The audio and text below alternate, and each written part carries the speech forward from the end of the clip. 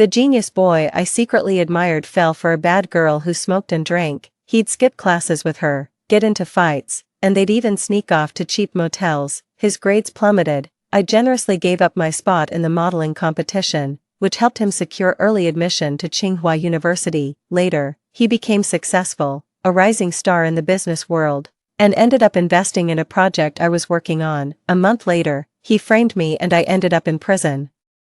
When he visited me in prison, a faint smile played on his handsome face. "You ruined my love, so I'll ruin your future. Fair trade, wouldn't you say?" When I opened my eyes again, I was sitting in a classroom. The genius boy and the bad girl are running in the rain, just like the protagonists of a coming-of-age angst novel. This time, I choose to respect their wild youth. 1. I was a good girl in the traditional sense, excellent grades, diligent, and always followed the rules.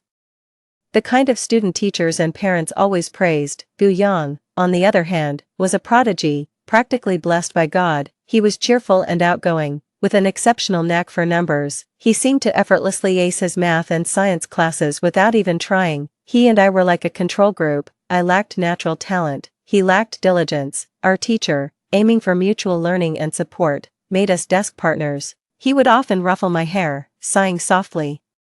"How can you be so well-behaved? You're going to get picked on. Here, take my umbrella. Your brother here has a golden shield, so I'm not afraid of the rain. Song-hee, study hard. Let's get into Tsinghua together and stay desk mates for life." The stirrings of a young heart, humble yet wild, proud yet open. He never hid his concern for me, nor did he ever reject my admiration for him, until Lu Lianxia, the new transfer student, appeared in his life. She was dressed in a camisole and low-rise hot shorts, her high ponytail streaked with vibrant colors, with green eyeshadow, luscious red lips, and sparkling earrings. She truly stood out in the classroom. She often had a lollipop in her mouth. A confident, radiant smile always played on her lips. Her beauty stood in stark contrast to the dreary, lifeless atmosphere of senior year. She was a misfit, yet undeniably captivating. Gu Yang fell for her the moment he first saw her. I watched Lu Lianxia blow smoke rings, one after another, right into Gu Yang's face, and saw the dazed, intoxicated look in his eyes. I saw Lu Lianxia take Gu Yang's hand and place it on her chest, her eyes sparkling with surprise and joy. Lu Lianxia said, "Can you feel it? My heart beats for you. Yang, how can you be so beautiful? Why am I pursuing you? Because I like you, of course." A young girl's love, fervent and wild, burns with fiery passion. Gu Yang's downfall was, after all, a natural and understandable consequence of being in the public eye. He skipped classes for her, ran wildly in the pouring rain, and they poured their hearts out to each other. He fought for her, and even bleeding and getting hurt, it was a youth he'd never regret. They kissed, embraced, and went to a cheap motel to get a room, no birth control, letting their love intertwine to the extreme, even if it meant an abortion. It was just a hymn to great love, and I've long been forgotten by Gu Yang. Left in a corner, I've become a failure in everyone's eyes. Song-hee, I heard Gu Yang went to a hotel with Lu Lianxia again. Aren't you jealous, acting all high and mighty like that? No wonder Gu Yang fell for Lu Lianxia. I really envy Lu Lianxia. She's so bold and unrestrained, loving with such fiery passion and intensity. When we were young, we were always curious about forbidden things. In my previous life, I also felt jealousy, sadness, and depression. But I always managed to stay clear-headed. He even tried to persuade Gu Yang to focus on her studies, give up her spot in the modeling program, and help him secure admission to a prestigious university. But what about him? He believed, from beginning to end, that I was the one who broke up his relationship with Lu Lianxia. During those 4 years, he was granted direct admission and, due to his exceptional talent, was sent to a confidential talent development training camp. Lu Lianxia couldn't bear a 4-year long-distance relationship with no contact. She eventually chose to break up. Later, she fell victim to a telecom scam, was sent to northern Myanmar, and died in a foreign land. His revenge on me is well-deserved. After all, love conquers all. No regrets in youth. I'm the one who made him regret his youth. 2. Youth is all about going wild, furiously tackling hundreds of test papers, diligently reviewing thousands of classic, mistake questions, memorizing tens of thousands of words, aiming for the top spot in school, striving to be the provincial champion. Let the whole nation cheer for you. the homeroom teacher stood before the podium, a look of deep disappointment etched on her face. She singled out certain students for criticism. Some of you are so arrogant, thinking talent can trump hard work. Open your eyes and look around. Your grades have plummeted to the bottom of the class.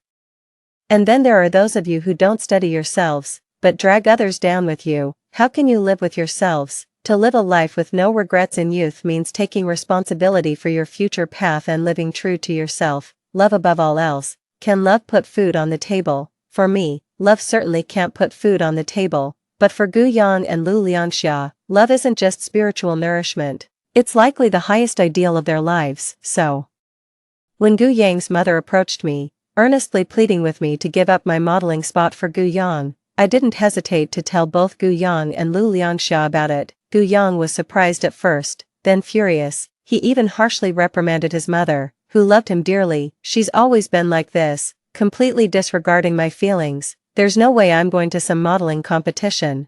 I couldn't care less about any guaranteed admission spots. I love Liangxia.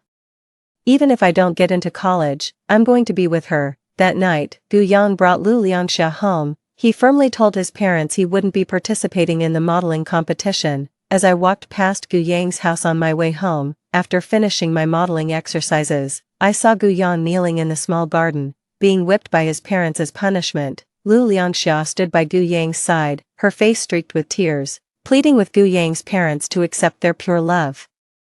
Gu Yang's mother, too, was in tears. I poured my heart and soul into raising you. I don't ask for repayment, but I do ask that you take responsibility for your own life. You claim to love him now.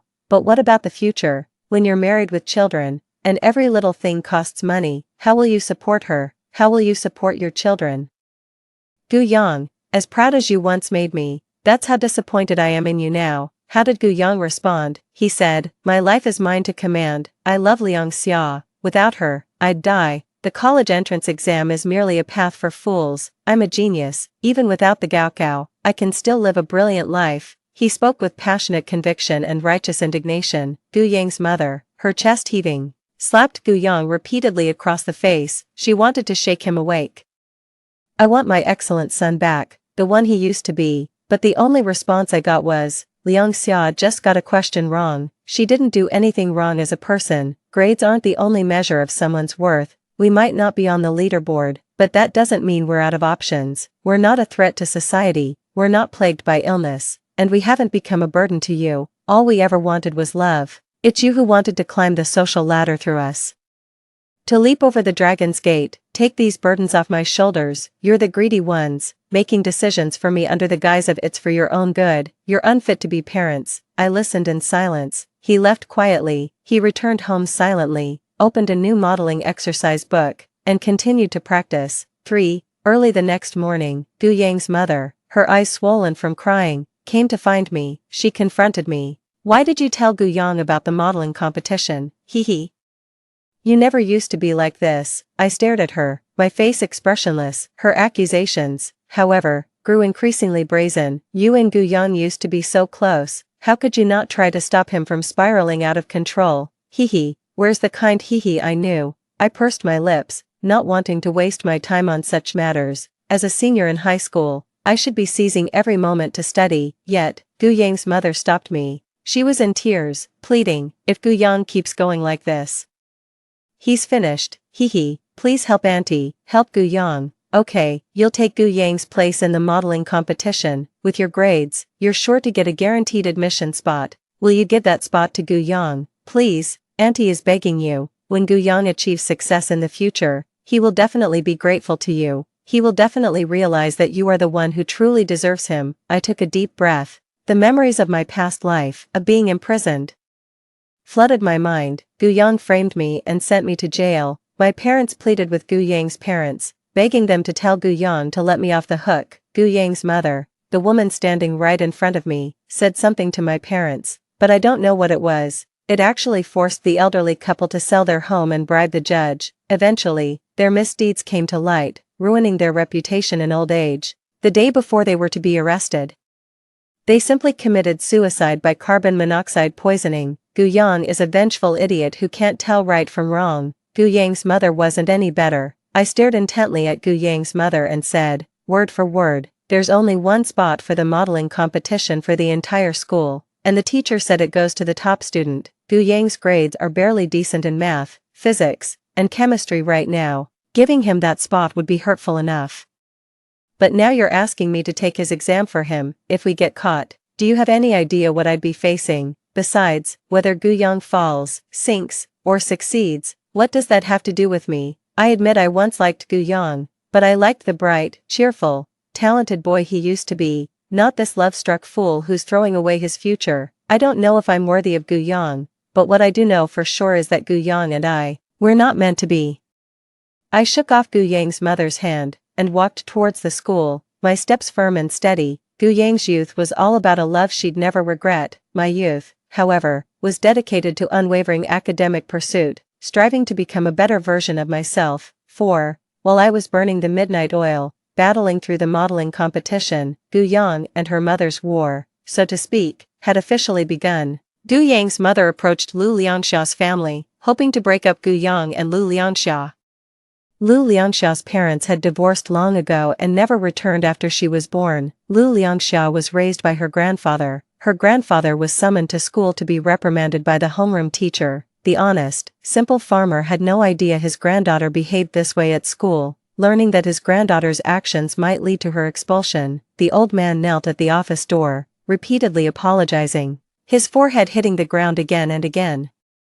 The old man was terrified of offending the teachers, and equally terrified of offending Gu Yang's mother, who seemed to have some connections. Gu Yang's mother filmed Grandpa Lu Liangxia in this humiliating situation and played the video in front of the entire class. She fiercely accused Lu Liangxia, as a student, you don't focus on your studies, instead, you spend all your time seducing male classmates. How cheap can you get? Lu Liangxia's self-esteem was trampled underfoot by Gu's mother.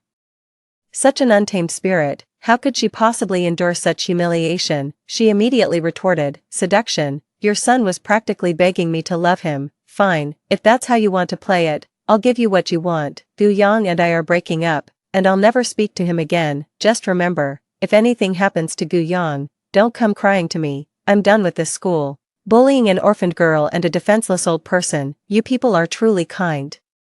Lu Liangxia immediately blocked all of Gu Yang's contact information. She threw the book into the trash can. She even flipped off her homeroom teacher and Gu Yang's mother. With her characteristic defiance and wildness, she left the school without looking back. She's incredibly brave, and remarkably unconventional. She crossed a line that most of us at our age only dream of, but would never dare to touch. That day, Lu Liangxia was practically a hero in her classmates' eyes.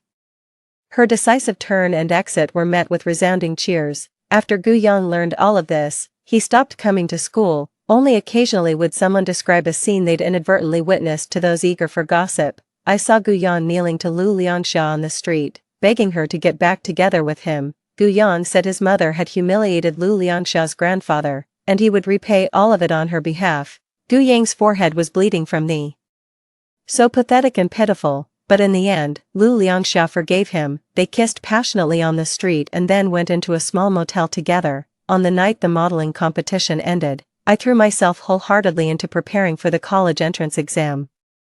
After memorizing 1,000 words, I headed home as usual, passing by Gu Yang's house like any other day. From inside, I heard Gu Yang's wails and his mother's screams. An ambulance wailed as it arrived, then sped away just as quickly. I saw the gash on Gu Yang's wrist, bleeding profusely and staining their small courtyard crimson. Gu Yang's suicide eventually became widely known throughout the school. Some called Gu Yang brave, others said Gu Yang was foolish. Amidst all the chatter and speculation, Gu Yang eventually returned to school, with Lu Liangxia by his side. Their love had triumphed over their parents' stubborn objections. Hand in hand, they became desk mates. Every day was a sweet routine of her playfully teasing and him smiling along. My grades are only good enough for a vocational college. Will you come with me? Yes, I'll go with you. Wherever you go, I'll go. We'll never be apart, but you're so smart. What if you ace the college entrance exam? I think we shouldn't be together. Everyone says I'm holding you back. No, I can control my scores. As long as I can get into the same school as you, a degree means nothing. Trust me, I'll give you a happy future. The young man's solemn vow, it brought the girl immense comfort, and it made countless onlookers unwavering believers in pure love. As for me, I've always firmly believed that no one can be responsible for another's happiness. Happiness is never given, it's something you fight for. 5. I won first place in the modeling competition, and successfully secured admission to Tsinghua University without having to take the entrance exam. At the 100-day pledge rally, I'm speaking on stage as the student representative, with the most humble words. I want to inspire all of you. The future is unwritten, and we all have the potential to be dark horses. There's still a chance to change your life in these final 100 days. But the prerequisite for changing your life is to seize this opportunity. Gu Yang was ultimately going to miss out on this opportunity, because Lu Liangxia was pregnant. This wasn't Lu Liangxia's first pregnancy. Back in the first semester of her senior year of high school, she had been pregnant once before, just 3 months after she started dating Gu Yang. But that one time, Lu Liangxia's pride was wounded by the appearance of Gu Yang's mother. She never told Gu Yang about her pregnancy and secretly went to a clinic to abort the baby. Gu Yang carried that guilt for a long time. He was the one who put the girl he loved through such immense suffering. So, this time, with Lu Liangxia pregnant again, Gu Yang is being extra careful. He was by her side constantly, afraid she might feel unwell. During self-study, while all the other students were busy doing practice problems, Lu Liangxia and Gu Yang were holding hands, whispering to each other. I've heard women age after childbirth, and I'm already a month older than you. What if I get old and you don't like me anymore? Once the baby's actually here, are you going to love them more than me? Gu Yang, I'm going to end up being a burden to you. How can I possibly go to school with a baby? I'm not going to school anymore, so how about you don't either? Lu Liangxia's naivety, to some extent, shocked her classmates. She sat on Gu Yang's lap as if no one else was there, kissing him without a care in the world. And when things got passionate, she'd even let out a soft moan or two. Eventually, the classmates who once envied their pure love could no longer tolerate such blatant disruption. They all scoffed. Do they think this is a hotel, hugging whoever they want, kissing whoever they want? My eyes are practically bleeding, and I'm not even an adult yet. Seriously, aren't the teachers going to do anything? Last time, Lu Liangxia even threw a bra on my desk. This kind of talk became more frequent. The teacher would naturally hear it, without anyone needing to report it. The homeroom teacher and Gu Yang's mother were old acquaintances, and their relationship ran deep. Out of respect for Gu Yang's mother, the homeroom teacher had been tolerating Gu Yang. Gu Yang's unruly attitude finally pushed the troop leader to his limit. She demanded that Gu Yang's mother take both Gu Yang and Lu Liangxia back home. The two respectable individuals had another heated argument in the office. It was only when Gu Yang's father, swallowing his pride, mediated and agreed to take his son and daughter-in-law home that the situation didn't escalate into a complete disaster. In the few dozen days leading up to the Gaokao, I continued my routine of going to school and coming home, burying myself in my studies. Gu Yang practically gave up on his studies and started taking care of the pregnant woman. He went out to buy groceries and cooked at home, back to the parenting books, striving to be a good dad. In the small garden, the two of them did everything loving couples do. Even neighbors passing by couldn't help but point at them and scold them fiercely. So young, not focusing on studies, and already thinking about getting married and having kids. You'll have your share of life's hardships in the future. What a mess, Lu Liangxia retorted, unfazed. It's because you married a scoundrel that you'll have endless suffering. Young and I are truly in love. We'll only be incredibly happy together. You're just jealous. At that time, Gu Yang and Lu Liangxia were still spending money from Gu's parents. They were living in the house owned by Gu's parents. They hadn't even considered how this tiny 2-bedroom apartment would accommodate all 5 of them once the baby arrived. Gu's mother and father were ordinary working-class people. Both their house and car were financed with long-term loans. They still haven't paid it all back. Supporting just Gu Yang alone was already a struggle. Now there's also Lu Liangxia, and a baby on the way. Gu Yang's parents aren't 17-year-olds. They understood all too well that every aspect of daily life, from the most basic necessities to everything else, required financial support. Yet, they couldn't bring themselves to give up on the son they had meticulously nurtured for over a decade. Hoping only that he would remain emotionally stable and perform exceptionally well just once on the college entrance exam. Their son was a genius. They believed a miracle would happen. 6. It was a June day. The air was thick with anxiety and tension. As a student already guaranteed admission, I threw myself into the college entrance exams without hesitation, all to get into my dream military academy. After the exams, my mom greeted my return, dressed in a cheongsam. She held me close, showering me with baby this and baby that, asking if I was tired. I nestled into my mother's embrace, feeling an immense sense of security. Gu Yang also emerged from the exam hall at that moment. His face was expressionless. I couldn't discern if he was sad or happy. My mom sighed in my ear, "What a shame, puppy love really ruins people. Your teacher said that if Gu Yang hadn't met Lu Liangxia, he probably would have been fast-tracked like you. What kind of magic does that Lu Liangxia possess? She's truly a menace." Everyone felt that Lu Liangxia was holding Gu Yang back. That's what my mom thinks. Both Gu Yang's mom and her teachers feel that way, but I believe everyone has their own destiny. Gu Yang chose his own path. The college entrance exam results are out. I scored 723, which was enough to get me into my dream military academy. I became a female military officer, determined to go where the challenges were, which brought my mom to tears, but I comforted her, saying, "One shouldn't just focus on immediate gains, you need to look at the bigger picture. My heart isn't in fintech or economics. I want to go into politics, to be an official, a good one who serves the country and its people." Everyone, teachers, parents, and classmates alike, was incredibly surprised by my ambition to become an official. After all, I am a girl. It's certainly rare for a woman to enter politics, but this was my life choice, and my parents naturally expressed their respect and support. Lu Liangxia went to take the college entrance exam, so naturally, she wouldn't be able to study anymore. Gu Yang, on the other hand, scored over 300 points. His parents' idea was that if he didn't retake the exam, he should just go to any university he got into. As for Lu Liangxia and the baby, Gu Yang's parents could look after them, but Gu Yang didn't want to continue his studies. He wanted to wait until Lu Liangxia gave birth, then take his wife and child to Shenzhen to try their luck. My mom couldn't stop shaking her head as she said this, and there was a hint of disdain in her voice. Gu Yang must have lost his mind. What era are we in? How can he still believe that Shenzhen is paved with gold? Even if he's smart, with 2 kids to drag along, life will crush him. But I actually think Gu Yang has, to some extent, taken on his responsibilities as a man. He probably knows his parents can't support them forever, so he's preparing to stand on his own 2 feet. Lu Liangxia is also a very ambitious person. She wasn't willing to live off charity from the Gu family. The young couple is underage and not yet old enough to get their marriage certificate.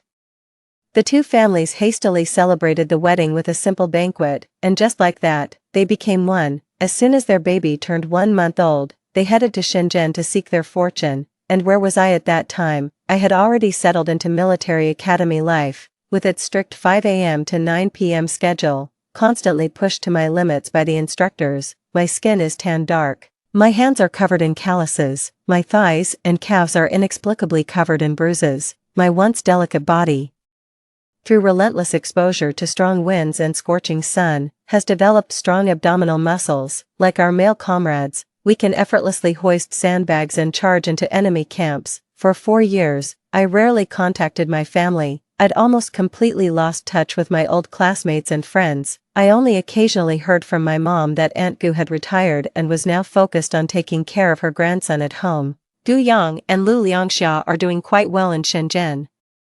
They even started a company, and it seems to be thriving, but beyond that, she wasn't really sure. She only heard about it occasionally from Gu Yang's mother, whenever they happened to meet, but I always felt Gu Yang's mother was exaggerating. I haven't seen Gu Yang or Lu Liangxia come back all these years. If they were really doing so well, why would they leave their own child for their mother to struggle with? I told my mom to stop gossiping and exercise more in her free time. 7.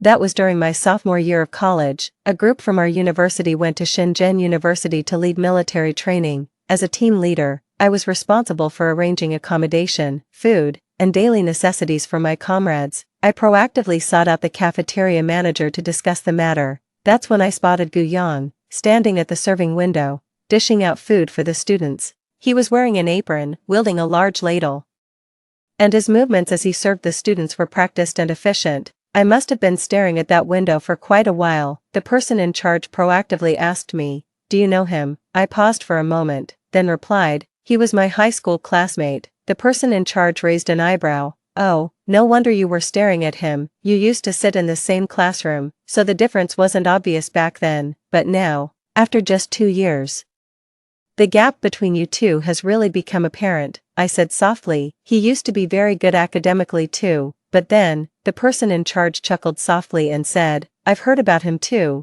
They say he got his girlfriend pregnant in his senior year of high school, lost all interest in studying, and then brought his whole family to Shenzhen hoping to make a fortune. But he was so young, with no real-world experience. The tens of thousands he brought with him were quickly swindled away.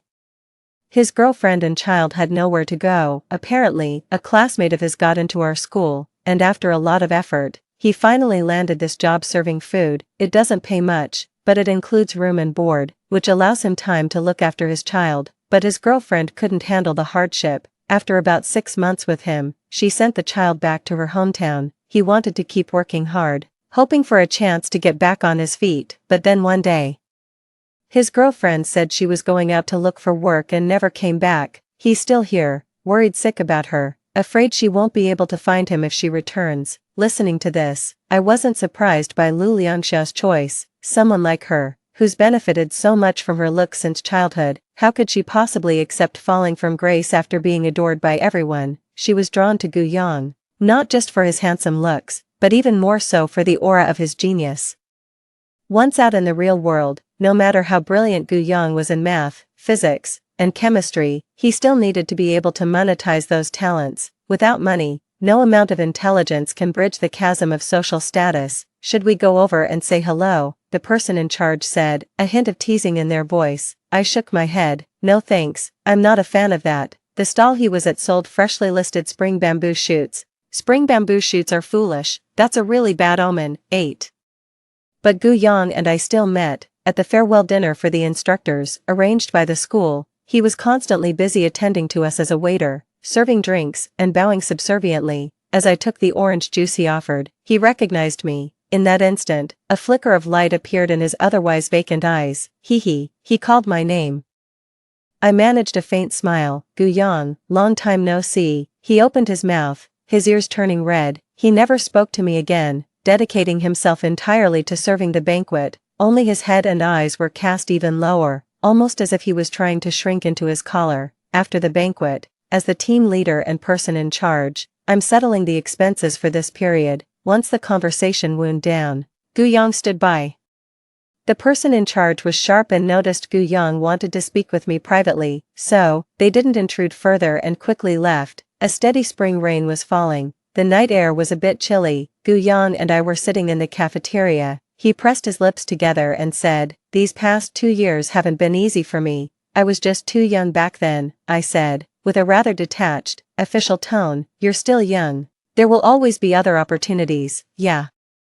I used to think that too. I believed everything I achieved was because I was smart, talented, blessed by God. But once I stepped into society, I realized many things weren't as I'd imagined. Society is riddled with connections and favors. If it weren't for my Tsinghua degree, if it weren't for the training during those years in the talent secrecy program, without those labels attached to me, no investor would have ever approached me. He spoke with a sigh. I was slightly taken aback.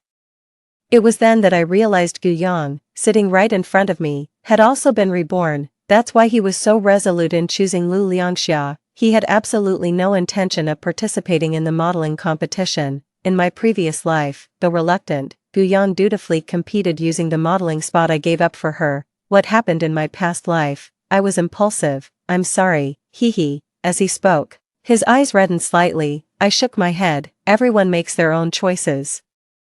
I should respect your destiny. You haven't done anything wrong to me. Before, I only blamed myself for being blind. Hearing me say that, his face grew even paler. But I made the wrong choice. I have no money, and Liangxia has left me. She's with other men out there, and she curses me for not keeping my promise to give her happiness. She's changed. She's no longer the Lu Liangxia who dared to love and hate. She's become materialistic and vain, bound by money. She doesn't want me.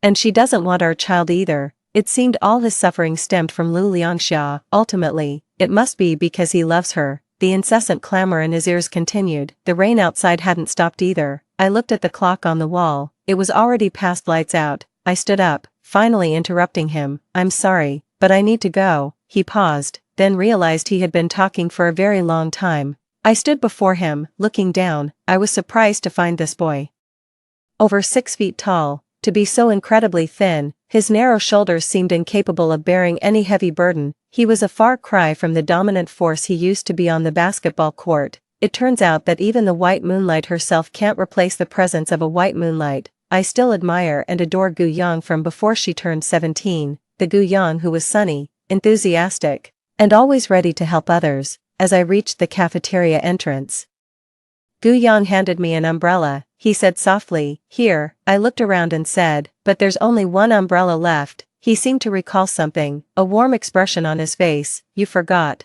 I have my golden cloak. I'm not afraid of the rain." The familiar words resonated with me. In the end, only disgust remained. I shook my head. "No thanks, it's not raining hard. I can make it back." With that, I stepped into the rain. Gu Yang was left standing there, looking utterly flustered. 9. Gu Yang was smart, after all, and she was someone who carried memories of her past life. After 2 years of setbacks, she eventually picked herself back up. He actually started a tech company. He endured hardships he'd never experienced in his previous life. He was barely 30, yet his hair was already streaked with gray. As for Lu Liangxia, after being with several wealthy men, she eventually returned to Gu Yang's side and became his lawful wife. My mom said. "I don't know what Gu Yang was thinking, marrying a tramp like that." I replied, "Well, she is his true love and the mother of his child. It's only natural that Gu Yang can't let her go." My mom mumbled. During Chinese New Year, she dressed like some kind of vixen and even came to our doorstep to show off. She said she wanted to hang out with you, to see this female officer of ours. I don't know what kind of crap is in her head, always asking about you. I knew why Lu Liangxia was asking about me. It was simply because Gu Yang, now a successful man, had a couple too many drinks at a class reunion. As he reminisced about our high school days, his words were laced with guilt towards me. This made Lu Liangxia very uncomfortable. She even went around slandering me, claiming that after failing to seduce Gu Yang, I was so heartbroken I went to a military academy to become a nun. They also claimed that for 2 years after graduation, I had been constantly contacting Gu Yang, trying to win him back, but Gu Yang personally clarified all those claims face to face. He even publicly called out Lu Liangxia on WeChat moments, telling her to stop acting crazy, or else he'd divorce her. Since Lu Liangxia relies on Gu Yang for her livelihood, she certainly wouldn't dare to act out again. After all those squabbles, the golden couple had really lost face in front of their old friends. 35 years old. I transferred from the military to a local court, becoming a judge. I took on countless cases. Every case is handled with an unwavering commitment to fairness. I'd become known locally as an incorruptible judge. Anyone who tries to bribe me will face nothing but endless imprisonment. Yet, even with my formidable reputation, some people still brazenly break the law, crossing red lines. Gu Yang's mother came to me, carrying a large bag of gold bars.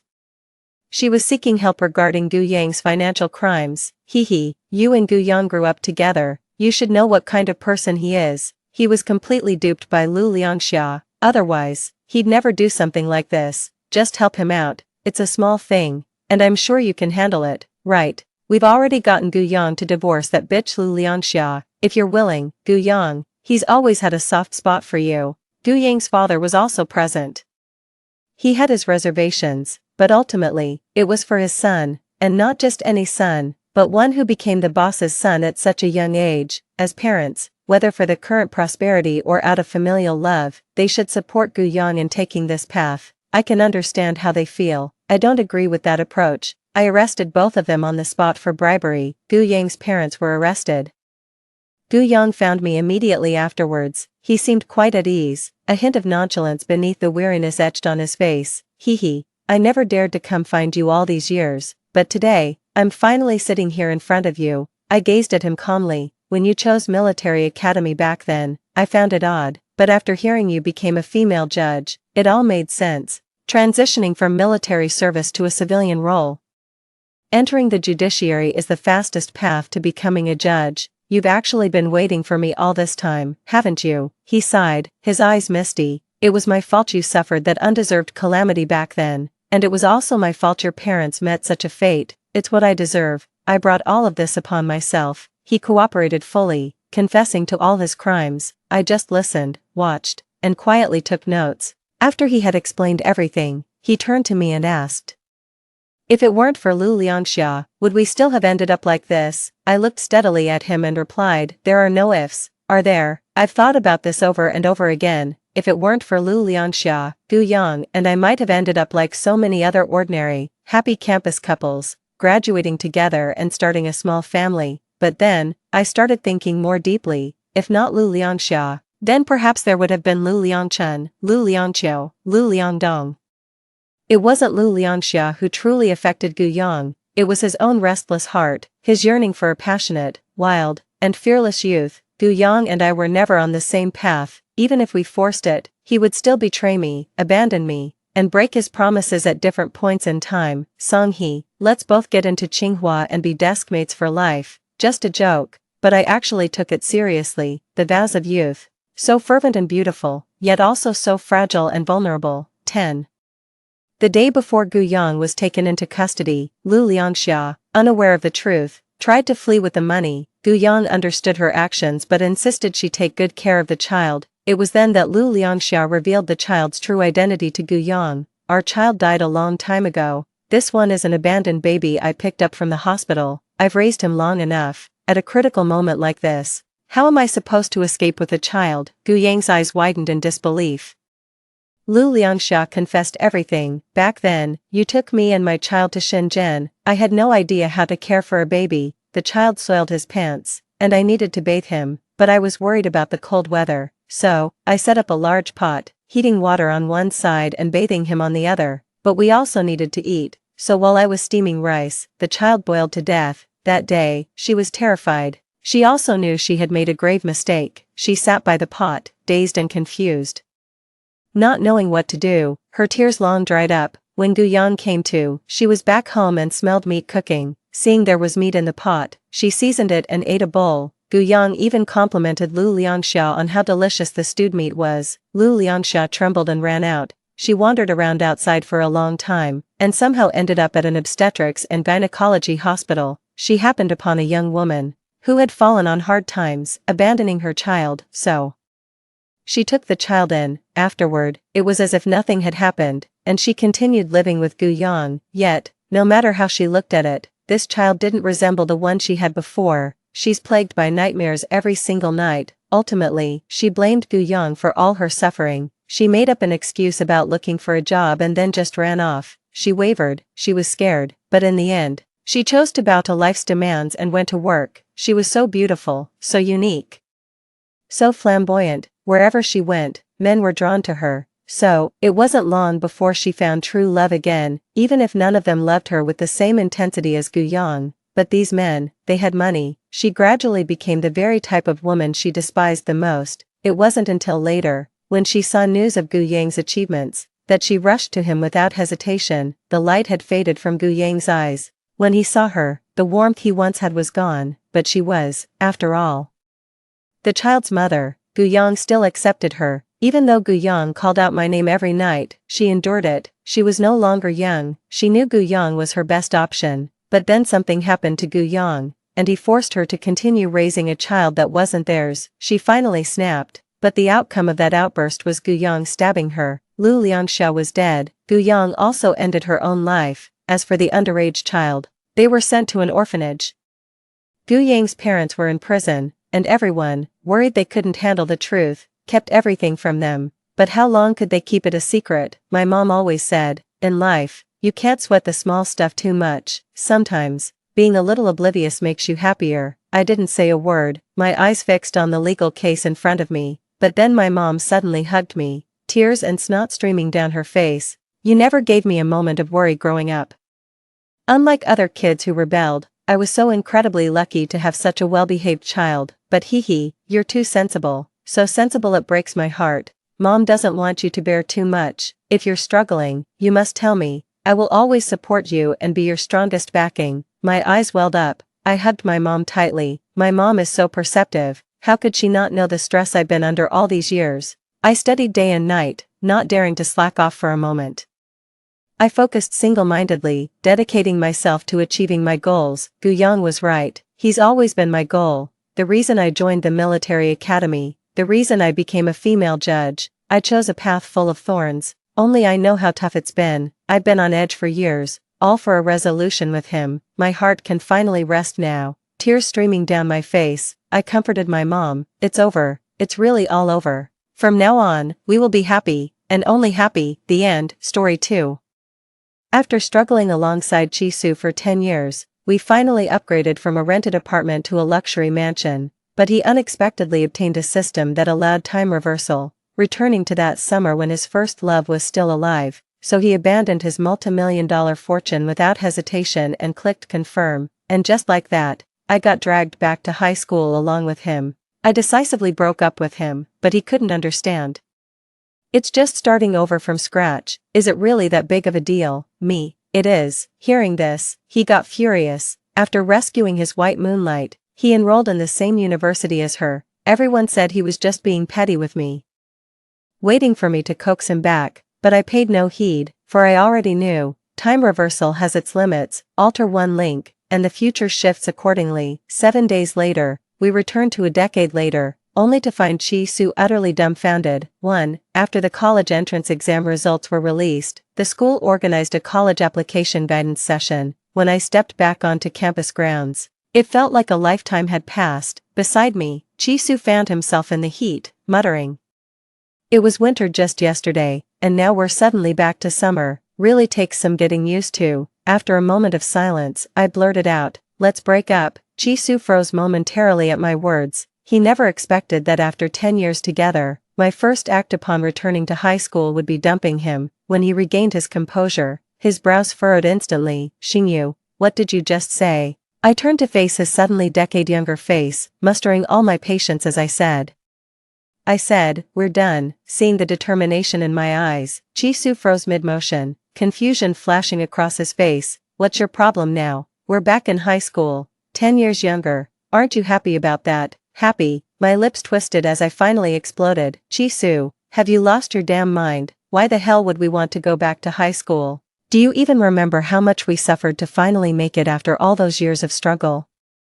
I swear I'd crack his skull open just to see what's inside. Did zombies eat his brains or something? Who in their right mind would abandon hard-earned success to return to square one? I was boiling with rage I could barely contain, but Jisoo merely froze for a second before replying nonchalantly, "I haven't forgotten, but haven't you always been by my side?" He paused here, his eyes clouded with sorrow and faint hope.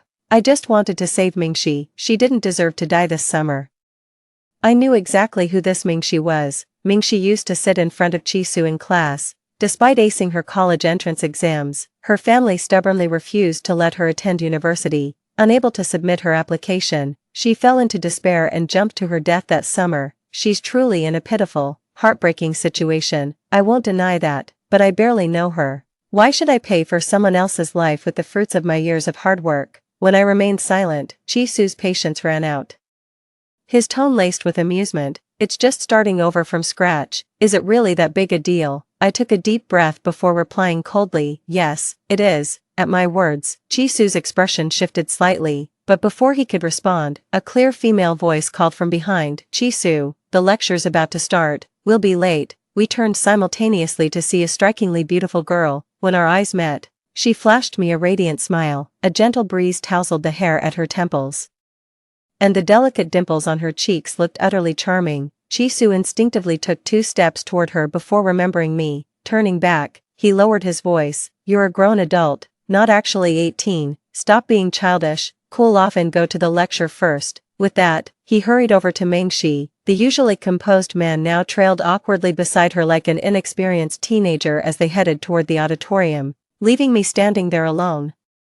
I skipped the lecture and headed straight home, too, but on the bus ride back, tears started streaming down my face uncontrollably. 10 whole years, a full decade of hard work. Just like that, everything went back to square one. A wave of despair threatened to consume me, slowly dragging my memories back to the past. Jisoo and I grew up together. His family lived right next door to mine. When we were kids, my parents constantly argued about money, and so did his. When the fights at home got too intense, we'd escape to the park, sitting there all afternoon licking popsicles, ending with a goofy shared smile. With so much in common between us, falling into mutual dependence was practically inevitable. After high school, we enrolled in the same university, worked part-time jobs together, and naturally became a couple when the time felt right. by graduation, we'd logically taken the next step and gotten married, struggling to make ends meet in the big city.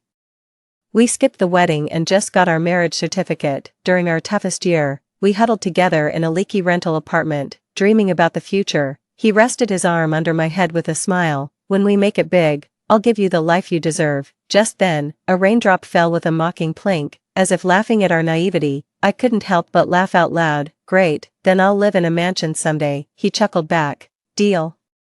But starting a business was no walk in the park. To land a single order, I'd run around under scorching sun meeting partners, got heatstroke more than once, even ended up hospitalized from drinking too much during negotiations. Yet somehow, we pulled through it all. We made it, amassing a fortune worth tens of millions. What we thought would be the beginning of happiness shattered one night when a mysterious system approached Chi-Su.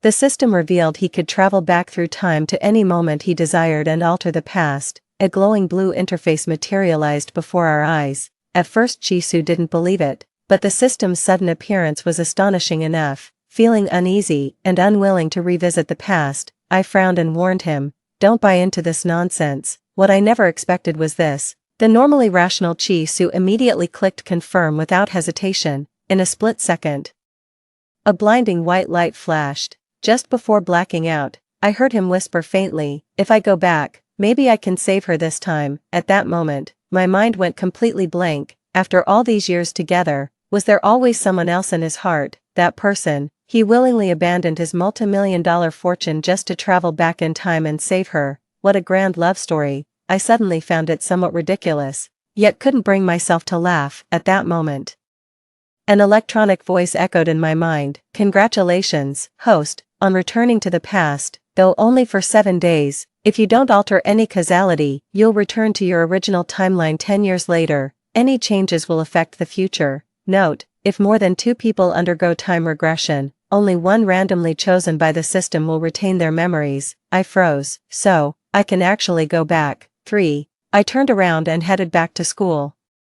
A decade of shared history isn't something to take lightly. You can't just turn off feelings like flipping a switch. When I found Chi-Su, he was just leaving the lecture hall with a faint smile playing on his lips, murmuring something to Mengshi. His gaze faltered when he saw me, probably still smarting from our last argument, before deliberately turning away. "Let's go submit our college applications," was all he said, pretending not to notice me. By we, he meant himself and Mingxi. Mingxi tucked a strand of hair behind her ear, looking slightly embarrassed. "Is it really okay for me to come to your place?" Chi-Su gave a casual laugh. "Why wouldn't it be? My parents aren't home." "Well, alright then, Chi-Su." I called out his name. Chi-Su halted in his tracks, glancing at the still-breathing Mengshi. I was unexpectedly struck by a pang of guilt. Mengshi didn't notice my discomfort.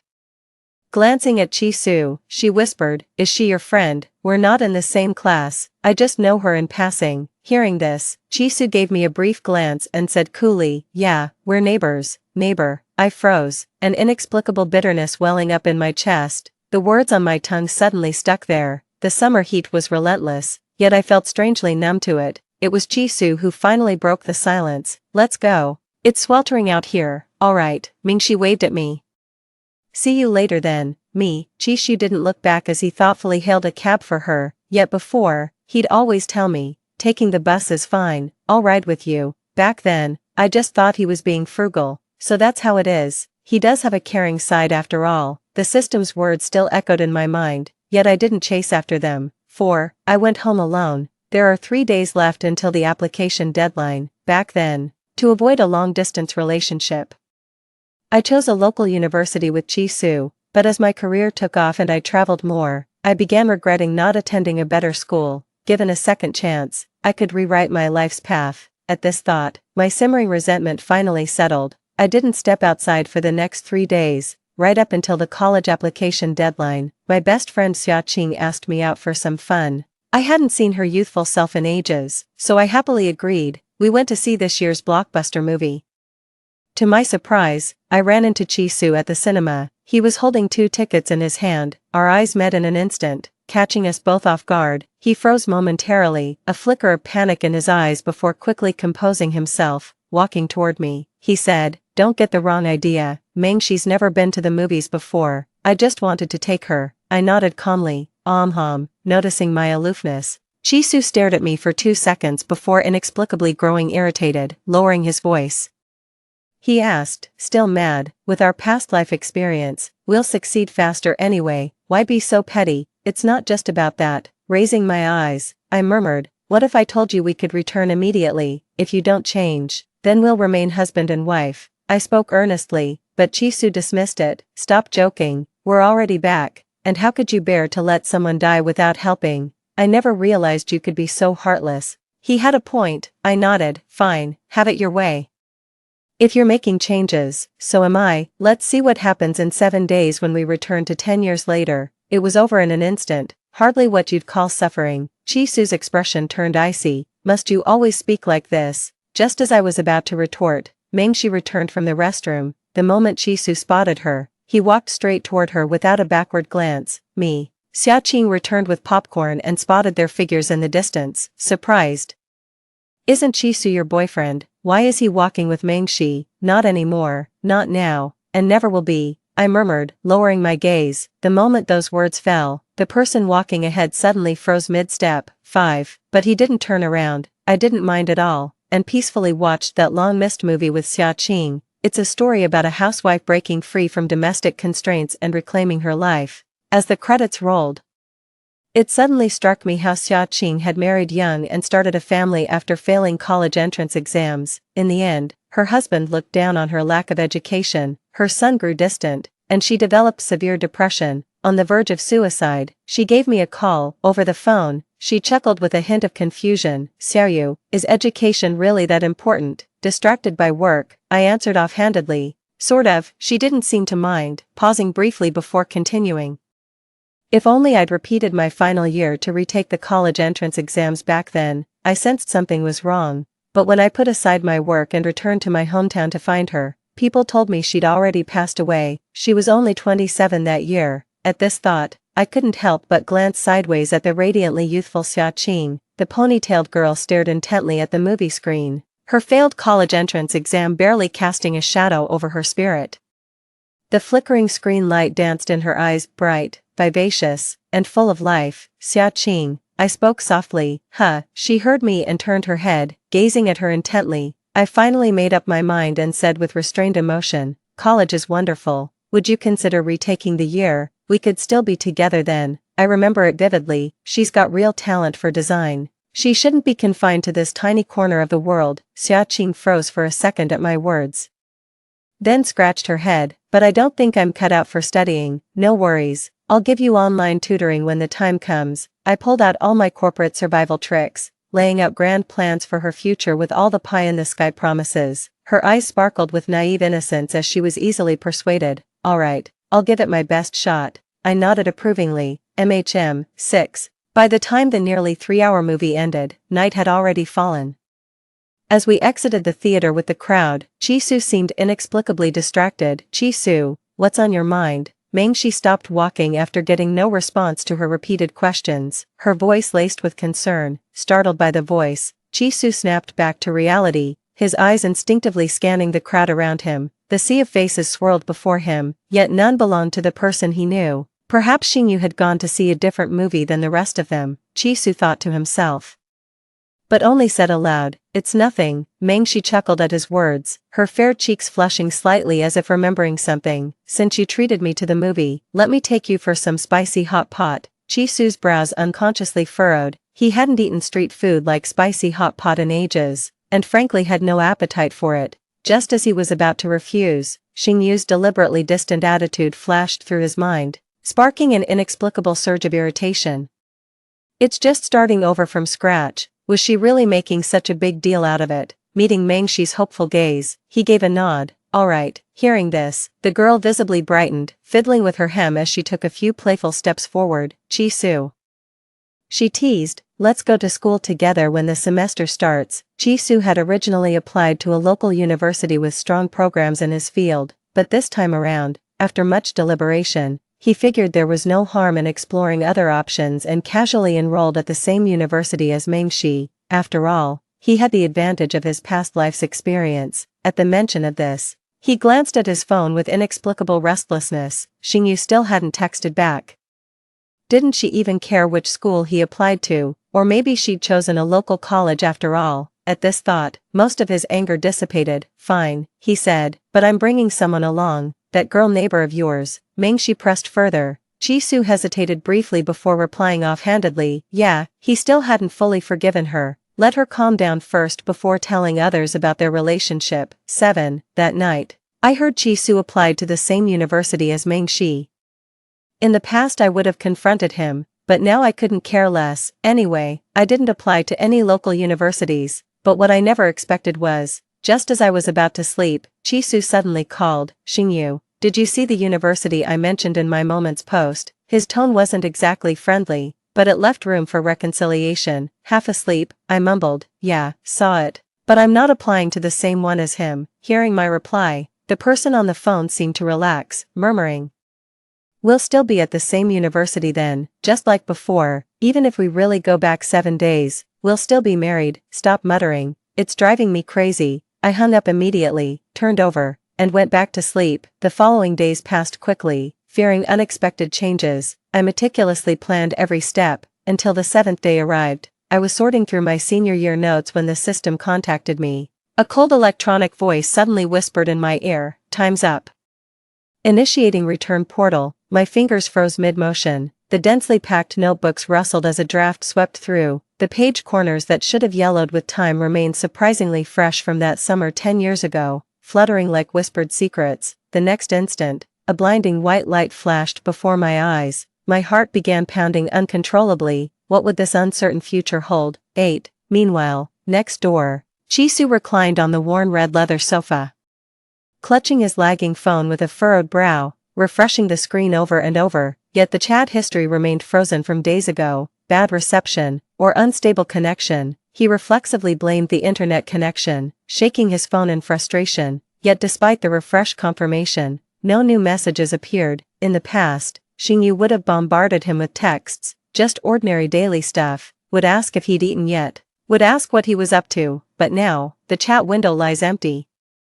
A vague unease stirred in his chest, quickly suppressed. Now that he's calmed down, he's actually feeling a bit out of his element. After getting used to the finer things, living in this rundown shack again feels like a step backward. He has to check his balance before every purchase. Just the cab fare ate up his entire daily food budget. Xingyu had every right to be angry, but she's far too quick-tempered. Jisoo massaged his forehead in exasperation. After a long pause, he rose to find Xingyu, but before taking more than a few steps, a blinding white flash streaked across his vision. As the light faded, the man's gaze froze when the scene before him came into focus. 9. A decade can transform a city beyond recognition. The once low-rise buildings have now soared into skyscrapers. Jisoo stared at the massive high-definition screen in the city center, first stunned, then overjoyed. Had he really returned? Wrong. What about Mingxi?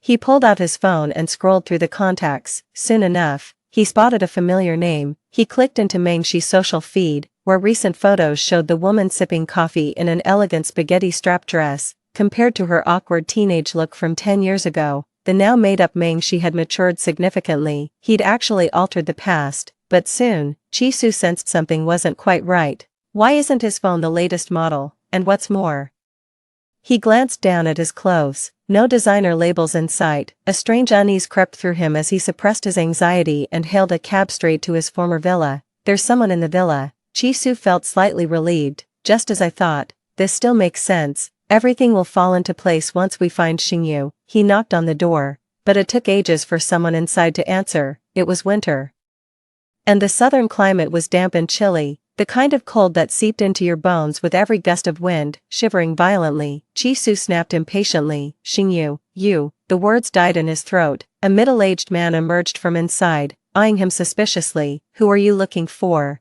Jisoo's pupils contracted, his throat tightening involuntarily. How could this be? 10. After being escorted out of the villa by security called by the man, Jisoo stood dazed on the asphalt road, utterly stunned. How is this possible? Hadn't he traveled 10 years into the future? Why didn't the villa belong to him anymore? And what about Xingyu? Right, Xingyu. He pulled out his phone, frozen fingers frantically scrolling through contacts, desperate to find Xingyu. But after combing through everyone, she was nowhere to be found. He couldn't recall Xingyu's phone number for a moment. muttered damn it under his breath, and took a cab to the office. This time, things unfolded exactly as he'd anticipated. The company was still there, but nearly deserted, a far cry from its former scale. The few employees who noticed him just gave a perfunctory Chairman Chi, "Where's Xingyu?" He barely recognized any of the staff inside, but he couldn't afford to care anymore, suppressing his emotions as he asked. He remembered working side by side with Xingyu at the company during this period.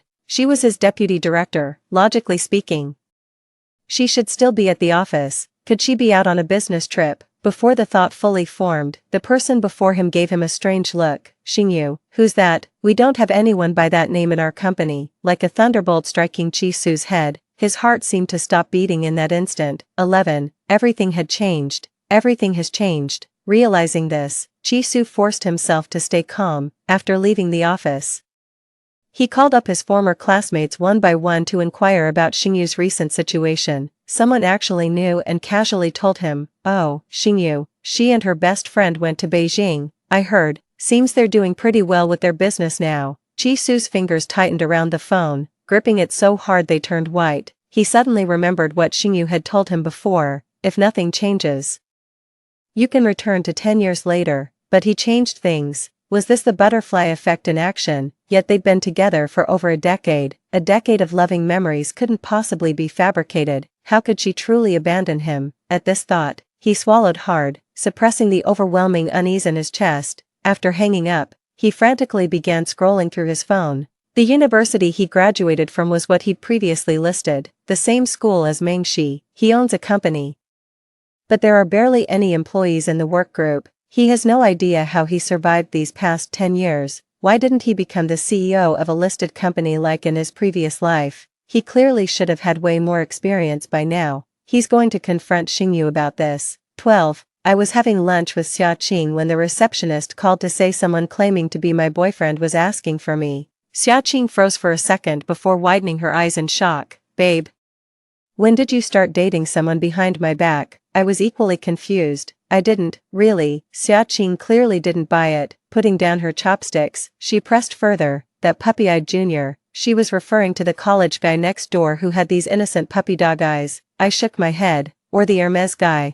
There's this rich second-generation heir who keeps showering me with Hermes gifts." I shook my head again. "That was." She rattled off a long list of names until my head spun. I've been swamped like a spinning top, barely more than acquaintances with most people. Seeing my denials, Xia Qing snorted and pushed back from the table. "Well then, let's see who dares to frame our CEO Sheng. I'm curious too." Have the receptionist send them up. Soon enough, the strikingly handsome young man stood before me. I recognized him at first glance. It was my childhood friend, Chi-Su. The man visibly brightened when he saw me. In a few quick strides, he was right in front of me, instinctively gripping my shoulders. "Xingyu, what the hell happened? Where's our home?" I was utterly confused. Xia Qing, who'd been watching from the side, finally recognized him after a closer look. Well, if it isn't my childhood sweetheart from centuries ago." Ignoring Xia Qing's teasing, Chi-Su kept his bloodshot eyes locked intensely on me. I pushed him away and took a step back, frowning. "Chi-Su, what are you talking about? We broke up 10 years ago."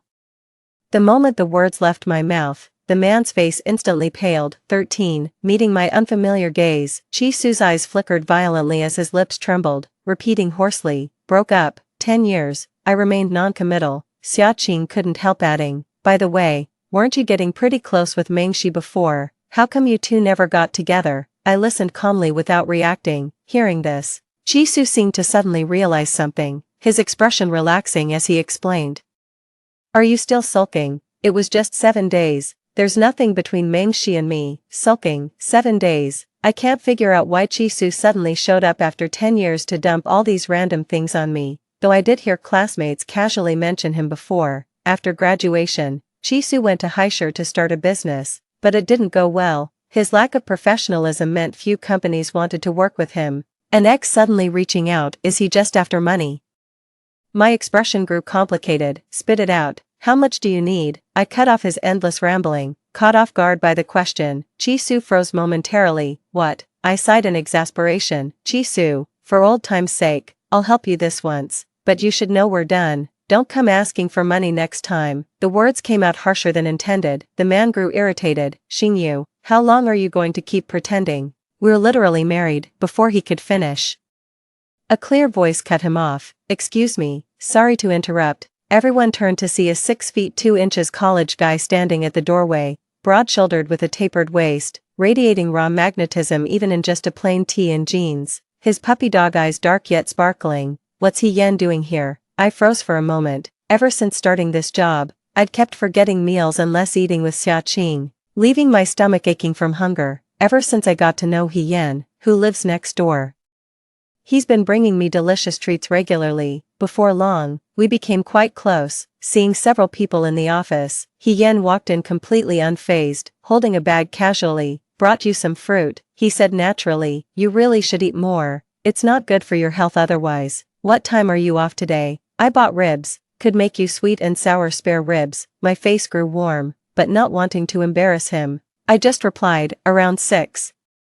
Xiaqing covered her mouth to stifle a giggle. Chisu stared blankly for a long moment before finally snapping back to reality. You cheated on me, he asked in disbelief. The room fell deathly silent at those words. 14. Even with the thick skin I'd developed over the years, Chisu's words still managed to shock me. Damn it, what the hell, if I could turn back time, I'd have the front desk kick him out immediately.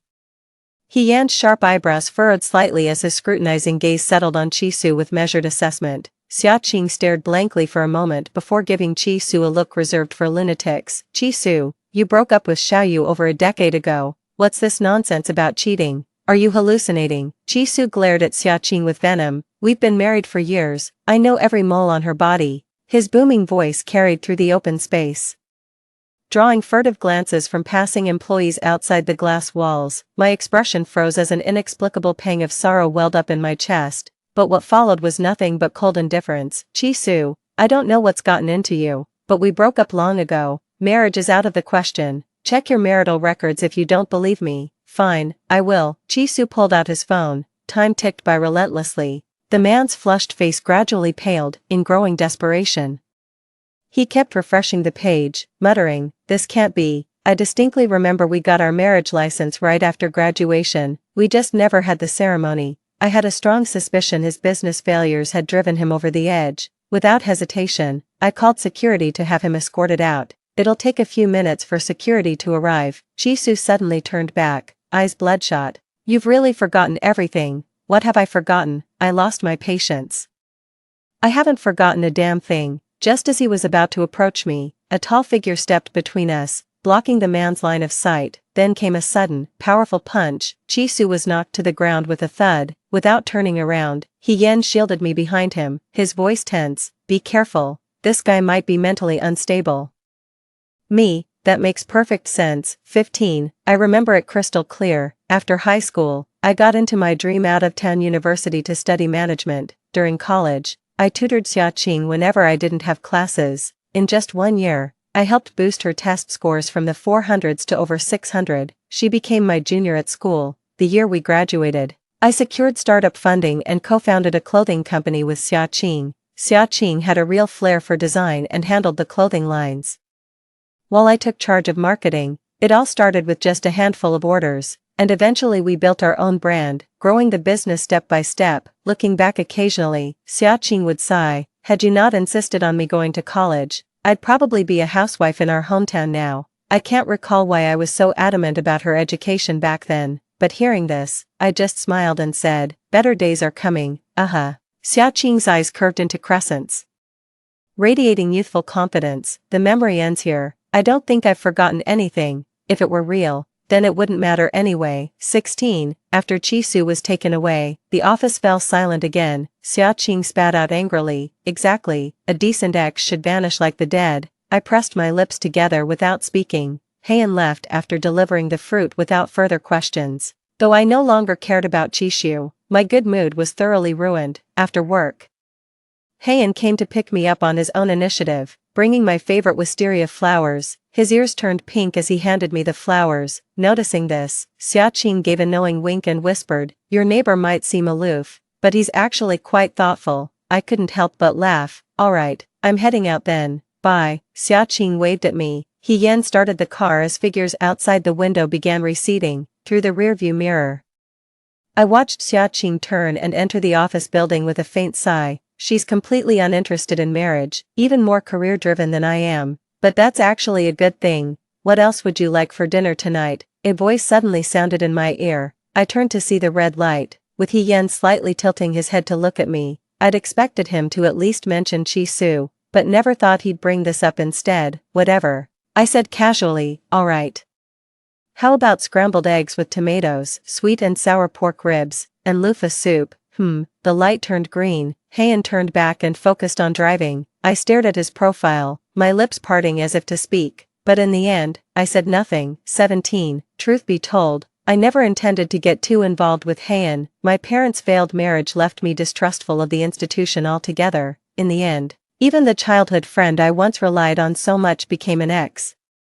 There was a time when I believed my career would be my lifelong companion. I've actually said this to He-Yan quite openly, but He-Yan just wouldn't give up. He said feelings can grow over time. If 5 years isn't enough, we'll take 10. He cooks 3 meals a day for me and picks up the chores when I'm feeling lazy, gently weaving himself into the fabric of my life. Lost in thought, the car came to a stop. We're home. The voice snapped me back to reality, and I followed He-Yan into the elevator. While waiting for him to cook dinner, my phone suddenly pinged with a friend request. It's Chi-Su. I hit reject, but they wouldn't take no for an answer, sending request after request. Finally fed up, I accepted. The typing indicator popped up almost immediately. Xingyu, I swear there's nothing between Mengshi and me. That phrase again, as if I actually cared. I shot back, what's that got to do with me? Then immediately blocked him. About half an hour later, Heian finished cooking, lured by the aroma. I put down my phone and wandered to the kitchen. Leaning against the doorframe, I watched the tall guy in an apron and couldn't help teasing with a grin. Hey, you've got serious husband material vibes going on. Really? Heian turned around, his bright eyes beneath dark hair shining like an overjoyed golden retriever receiving praise. I had the urge to ruffle his hair, but the height difference made it impossible, as if sensing my disappointment. The person who'd been standing straight suddenly bent down, offering his head to me. My heart skipped a beat as I froze for a second. The next moment, I reached up and tousled his hair. His hair was coarse to the touch, not exactly pleasant to run fingers through, yet I felt inexplicably content, the corners of my mouth lifting as I helped him serve the dishes. Dinner's ready, alright. 18. After the meal, I curled up on the couch mindlessly flipping through TV channels.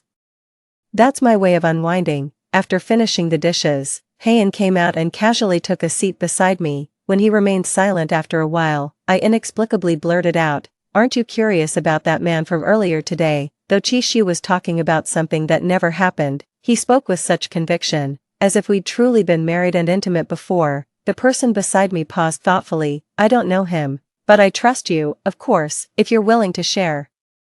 I'd be happy to listen. I turned to look at him, meeting his earnest gaze. After a moment, I chuckled softly. Never been married, that was my childhood sweetheart. We broke up 10 years ago. A single simple word, yet brimming with trust. I was momentarily speechless. What should I do? He actually seems kind of decent. He's just begging to be teased. 19. I did mess with him a little, pinning He-Yan against the couch. I stared into his eyes before playfully nipping at his lips. I'm 28, not some naive girl anymore, though shy by nature. I'm used to taking charge, always craving the upper hand. His Adam's apple bobbed violently before he rasped out, I want this official. Depends on your performance. Just a senior at 22, he's all youthful vigor and restless energy. In no time, he took the dominant role. Their tongues entwined, a glistening thread trailed between them. As things progressed, I remained on top as he leveraged his strength to thrust upward from below. My body wavered uncontrollably. I nearly lost my balance from his momentum. His grip on my waist left me no escape, until we reached the peak together. 20. He-Yan and I officially became a couple. A year later, we got our marriage certificate. I originally wanted to keep it simple, but he insisted on a grand celebration. Before and after the wedding, He-Yan was busy coordinating every detail, even hiring a designer to create my wedding dress. I felt helpless, but there's no denying I was deeply moved. Xiaqing served as my bridesmaid, beaming as she said, wishing you a lifetime of happiness together. With a smile, I responded and tossed her the bouquet, though not because I wished for her to marry soon. Countless roses, I hope she always stays true to herself, forever free as the wind, forever passionate as fire. Chi-Su's side story. A red exclamation mark appeared on Chi-Su's sent message. He stared blankly at the screen, lost in thought in his rented apartment. His phone suddenly buzzed again. He quickly looked down at his phone. It was a message from Mingxi. Chi-Su, want to hang out together? Chi-Su stared at the message, his mind drifting back to that summer 10 years ago. He'd long sensed Mingxi had feelings for him. I know exactly who Mingxi is in his story, before traveling back in time. He'd even fantasized that given another chance, he would have pursued a romance with Mingxi. The unrequited first love of youth always leaves a bittersweet aftertaste when remembered after achieving success, so when he actually returned to the past, he secretly showered Mingxi with affection, but when it comes to marriage, he still wants Xingyu by his side. He and Xingyu grew up together, becoming each other's most trusted confidant, after all they'd been through together.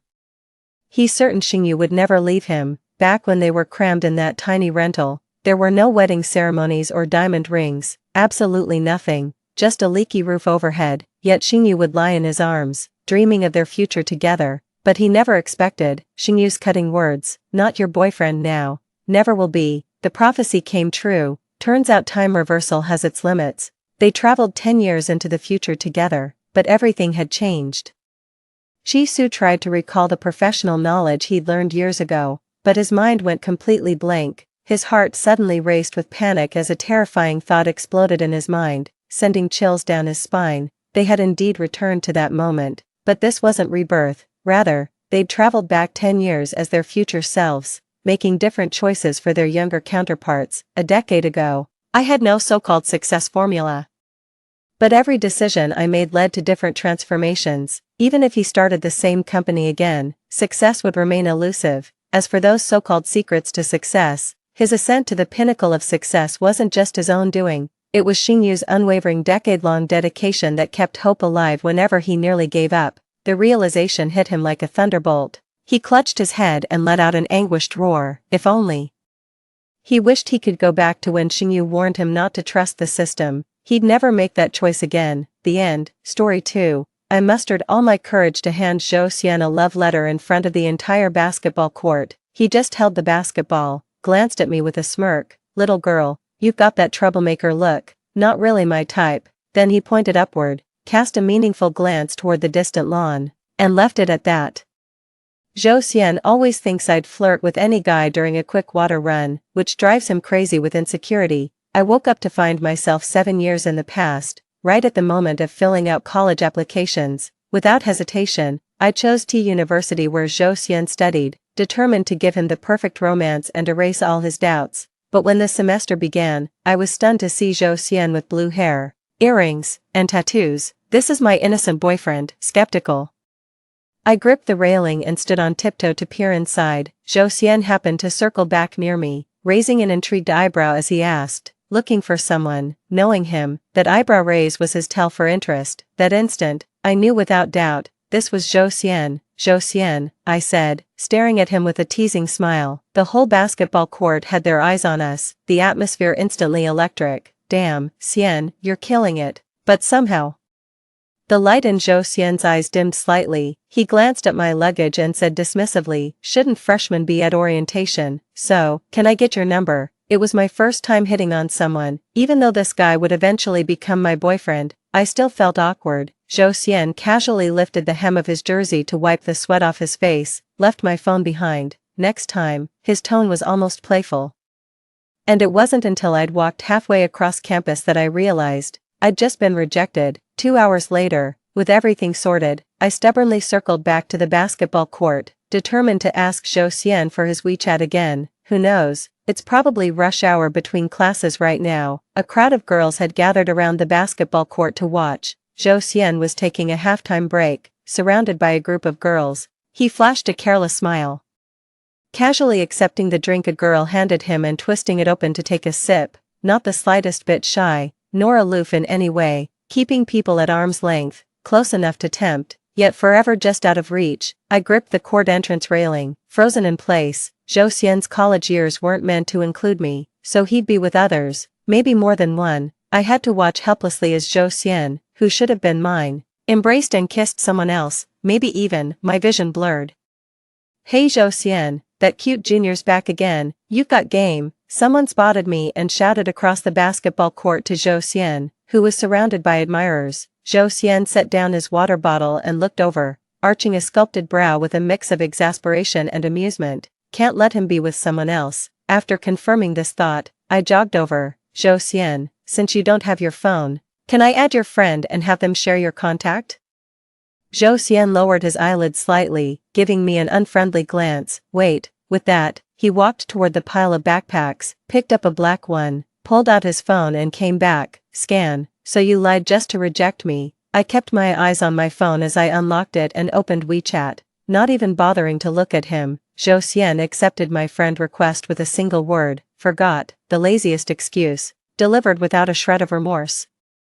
After tagging him as future boyfriend and composing myself, I flashed him a sweet smile. Zhou Xian, since it's my first day here, how about showing me the cafeteria, or if you're busy, maybe one of your friends could give me the tour. His Adam's apple bobbed, a telltale sign of impatience. Surprisingly, he agreed. Fine. Walking beside him, I asked curiously, what does that Morse code tattoo on your lower back mean? Stay away from women, or you'll bring misery upon yourself. Really?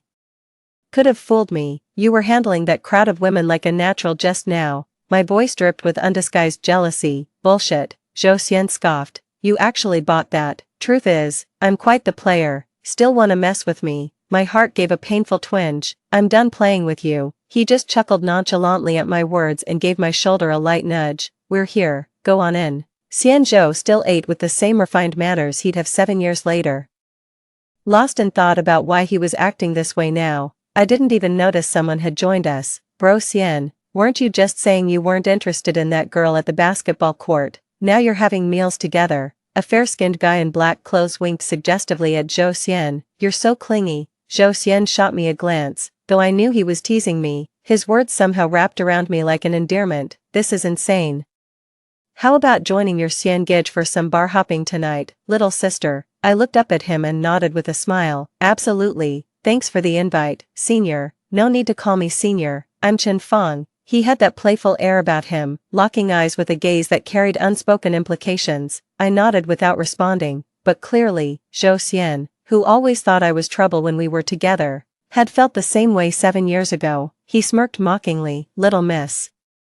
Did I say I was leaving? If you're not going, then neither am I. Zhou Xian, how could you even doubt me? You call others senior, but with me, you're all casual. Nice double standard, Gij. I said it without hesitation, meeting his gaze directly, completely unembarrassed. He loved when I called him that, at least he did 7 years later when we got together. Sure enough, Zhou Xian narrowed his eyes. That non-existent tail of his perking up behind him, swaying with smug arrogance. So, big bro, hitting the bar tonight. Truth be told, I kinda hoped he'd go. Liquid courage makes things easier. I'm in. Chen Fong listened to the entire conversation and burst into a cocky laugh. Zhou Xian kicked his chair leg in irritation. So you're still interested in me, aren't you? Then why turn me down? Playing hard to get, too. Zhou Xian's group booked a private room. Without hesitation, I took the seat next to him and joined their round of King's Game, a numberless version of King's Game.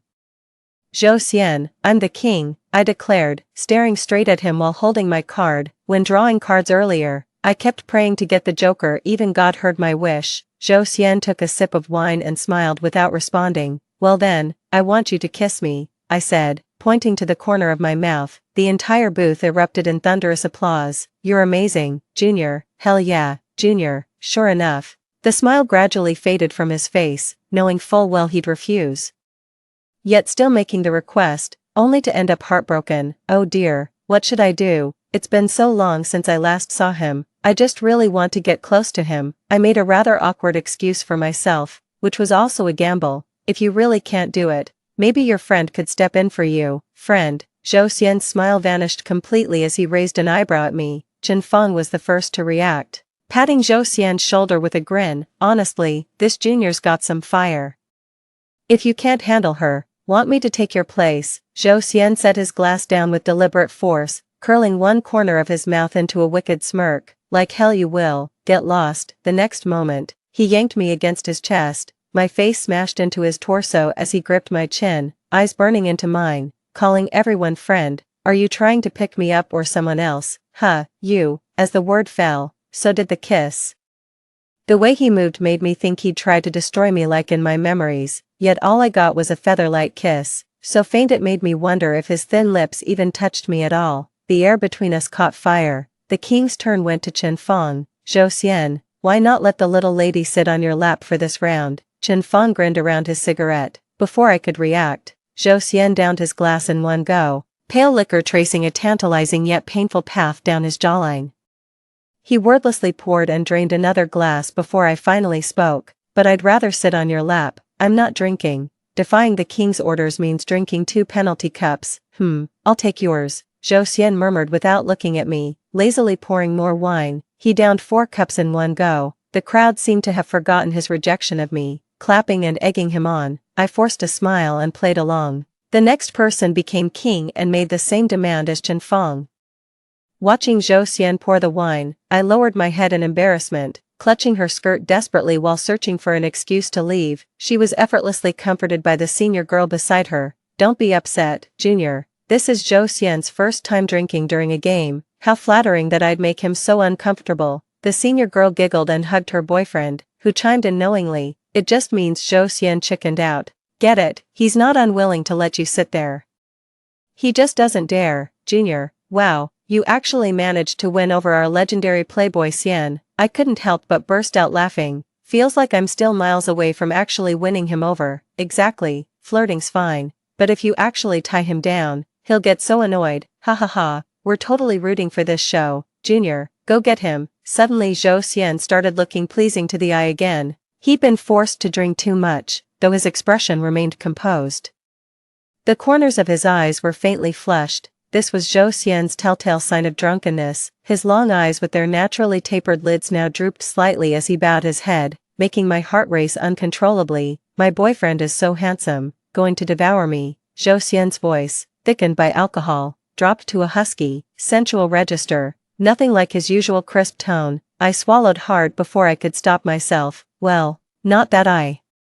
He deliberately misinterpreted me before I could finish saying "not that I'd mind." "Scared, then head back early. Stop clinging, dorm curfew's coming." Zhou Xian leaned deeper into the couch, his arm casually draping over the sofa behind me like he was pulling me into an embrace. I tapped my phone. 11:00 p.m. "I am tired, but it's too late to fly back now." "What did you usually do?" Zhou Xian arched a brow, tilting his chin. Across the street was a hotel."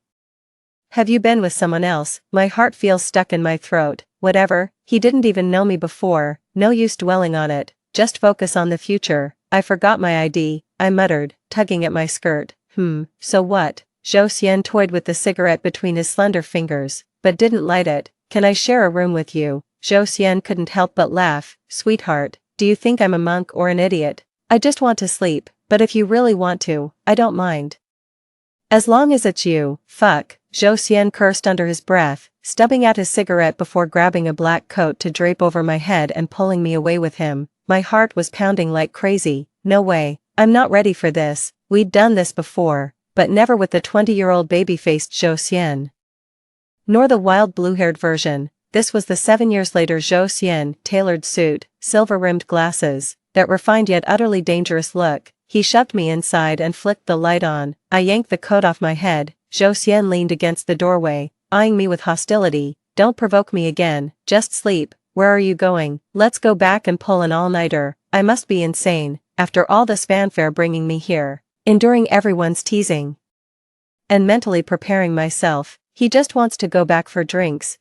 I stammered before finally finding my words. "Don't you have any feelings for me?" Zhou Xian was about to walk away but paused, looking at me seriously. "Not particularly, but I'm not picky when it comes to pretty faces." Lies. I clutched the clothes in my hands tighter and tighter. My pride told me to let him go. This version of Zhou Xian wasn't someone I could love, nor someone I could move.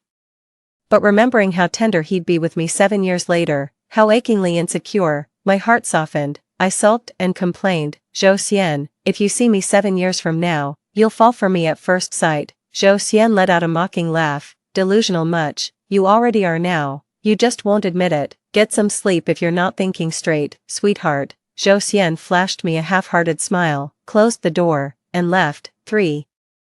The weather's rather gloomy today as our department conducts military training on the basketball court. I was completely distracted, my gaze constantly drifting to the adjacent basketball court. Hey, you there, 7th in the 3rd row. What are you staring at? Found something fascinating. The instructor had clearly noticed my distraction, reporting, Sir, I'm looking at my future boyfriend. Zhou Xian's three-pointer went wide. Our whole department and his buddies were cracking up. Xian, I've never seen a girl this gorgeous and badass at the same time. Just say yes already. Zhou Xian passed the ball. Stop yapping and play. The drill instructor was speechless yet amused by me. These young girls nowadays are quite bold. He smiled kindly, then abruptly turned stern. Just because your boyfriend's watching means you can slack off. 30 squats. Now, after dutifully completing the squats, I stood waiting for the instructor's verdict. But he just waved me back into formation. Alright everyone, take a break. Anyone want to show off some talents? Hey there, the girl watching her boyfriend, want to come show us something? Honestly, I'm not too bad at dancing. Yes, thanks, drill instructor. I ran up and connected my phone to the instructor's speaker to play a song. As the music started, Zhou Xian's buddy knowingly stopped in his tracks, winking at him while holding the basketball. Xian, check out your little sister dancing. What sister? Zhou Xian leaned against the basketball hoop post, watching half-heartedly. Since when does a sweetheart not count as a sister? Humph. After the dance, the classmates gave enthusiastic applause. Zhou Xian's friends joined in the cheering too, while Zhou Xian himself just gave a couple of perfunctory claps, using getting water as an excuse. I ran up to him and asked, how was my dance? Mediocre. Mediocre how? It was clearly amazing. Zhou Xian chuckled, his gaze drifting downward. Just mediocre. Pervert. I'll grow more. I've got proof. I'll be amazing in 7 years. Zhou Xian seemed thirsty, licking his lips as his Adam's apple bobbed. No girl brought you water today. Huh, want to make do with mine? I don't mind. We're practically family anyway. Zhou Xian rubbed his temples, visibly annoyed. I do mind. Fall in with your group. Stop loitering here. With a cold snort, I jogged over to the drink station and grabbed a fresh bottle. I never expected to run into Zhou Xian today, and I don't even remember buying an extra drink. Everything felt so natural and perfectly logical. Smiling, I walked over and said, I brought this for you. From now on, with me around, you'll never have to endure hardship, thirst, or hunger, nor feel obliged to accept favors from other girls that'd only weigh on your conscience. With that, I shoved it into his arms. Waving at him, Zhou Xian clicked his tongue. Quit messing around for no damn reason. When the noon break came, Zhou Xian's group wrapped up too. Unexpectedly, they headed for the school gate instead of the cafeteria. I jogged up to them. Zhou Xian, where are you guys going? Internet cafe. Zhou Xian shot me a glance. Not eating. I'll get takeout. You head back. I'd like to join you though. Zhou Xian suddenly reached out and patted my head lightly. You've got military training this afternoon. Don't get so distracted just because you see me. Alright. My face flushed instantly. What a narcissist he is. After all these years together, his flirting still left me giddy all afternoon. My heart sank when I saw them returning to the field, a girl in a black dress and boots walking right beside him. So you ditched me for another girl. Is that it? That girl? I distinctly remember her being my classmate back at Z University. We never got along, always trading passive-aggressive remarks. Did my transfer to T University somehow alter someone else's destiny? I rubbed my temples, shaking off those absurd fatalistic thoughts. Zhou Xian must have sensed my burning glare. He turned his head, momentarily froze, then flashed a slightly guilty expression, then composed myself and walked past nonchalantly. During the break, I couldn't help texting him, you wouldn't take me, but brought another girl instead. A friend invited her. Why's your friend standing so close to you? What? You think I'm handsome? Then back off from her already. Got a reason? My spirits instantly deflated. He's single, and I'm just some disposable simp. Just as I was about to turn off my phone and wallow in misery, Zhou Xian suddenly added, I'll try. Instant revival, right then and there. Told you he's got a crush on me. Zhou Xian and I were both from the Cross College. When our school organized an interdepartmental dance competition and fell short of male participants. His striking good looks got him roped in as a last-minute addition. My eyes lit up the moment I spotted Zhou Xian in the dance studio. When the instructor told us to pick partners, I bolted straight to Zhou Xian without hesitation, easily the fastest mover in the room. Zhou Xian took a slight step back. Don't be such a bandit, you're such a heartbreaker with no sense of propriety. Had I come any later, You'd have run off with someone else, you know me too well, Zhou Xian chuckled, lowering his eyelids with devastating charm, placing a hand over my chest in an exaggerated bow. I hammed it up, my dear prince, might I have the honor of this dance? Zhou Xian pressed a finger against my forehead and declared with playful haughtiness, permission granted. That dance was pretty hot, since I wasn't holding back at all and showed zero restraint. Zhou Xian only maintained gentlemanly conduct twice before narrowing his eyes and placing his hand on my exposed waist, quite slender. Zhou Xian murmured close to my ear, tilting my head to transition into the next dance move. I teased with a laugh, you could snap it in half, big brother. Sure enough, the arm around my waist tightened its grip. He let out a cold laugh and said nothing more. When it rains, it pours. Just 2 weeks into dance practice, when Zhou Xian and I had gotten so close that anyone could see the chemistry between us, I got up for a midnight bathroom trip, missed my step, and broke my leg. My roommate dragged my sniveling self to the hospital for exams, bone setting, and a cast. When things settled down, I tentatively texted Zhou Xian, hey bro, it's the middle of the night, are you insane? I checked the time, 3 a.m., still awake at this hour, missing me too much to sleep. You woke me up, so you were dreaming about me, what is it? After hesitating for a long time, I carefully chose my words, if I stopped dancing with you, would you dance with other women? What do you think? I don't think my brother would. I clung to a sliver of hope. Midnight's the perfect time for wishful thinking. I'm feeling depressed. After all, I was this close to securing my position by dancing with him, with just 20 days left before the competition.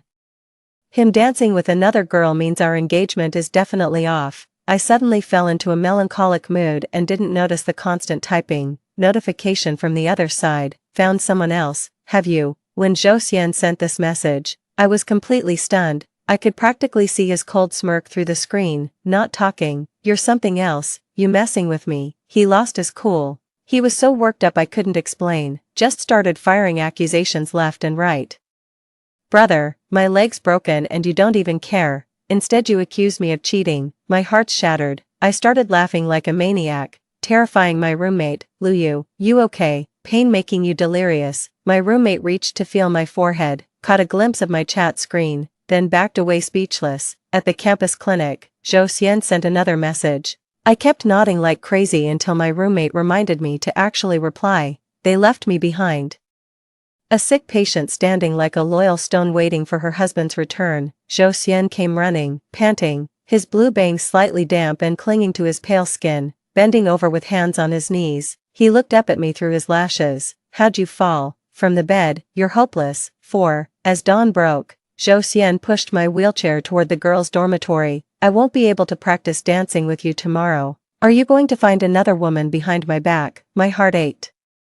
Zhou Xian paused mid-step. It's completely aboveboard. Sniff. How could I possibly stand in your way of finding someone better? I fake sobbed dramatically. Zhou Xian remained silent. Just as I thought the moment had fizzled out, he suddenly swept me off my feet with a textbook Princess Carrie. When we reached the dormitory, my face flushed instantly as he said without even catching his breath, dropping out of the intercollegiate competition isn't ideal, you could come supervise me.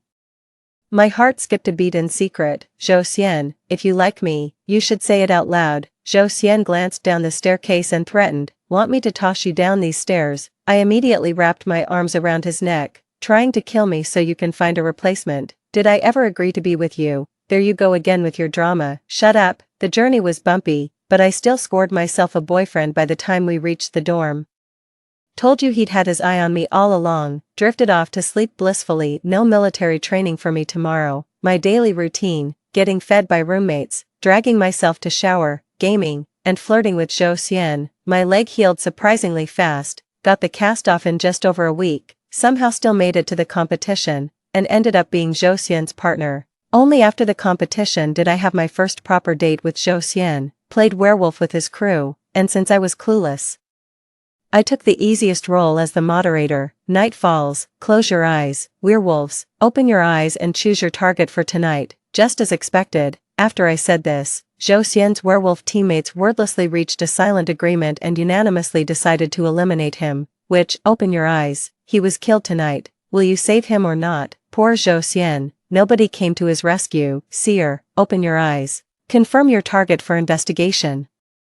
Watching Zhou Xian open his eyes beside me, I pointed a finger gun at his head, then leaned in with a grin to whisper breathlessly in his ear, "Bang, you're dead, darling seer." Zhou Xian narrowed his eyes, tilting his head to claim my lips. In the silent room where everyone kept their eyes shut, Zhou Xian surprised me with a dominant, possessive kiss. My heart was pounding so hard it nearly leapt out of my chest as I straightened up abruptly. "Please confirm your target for inspection."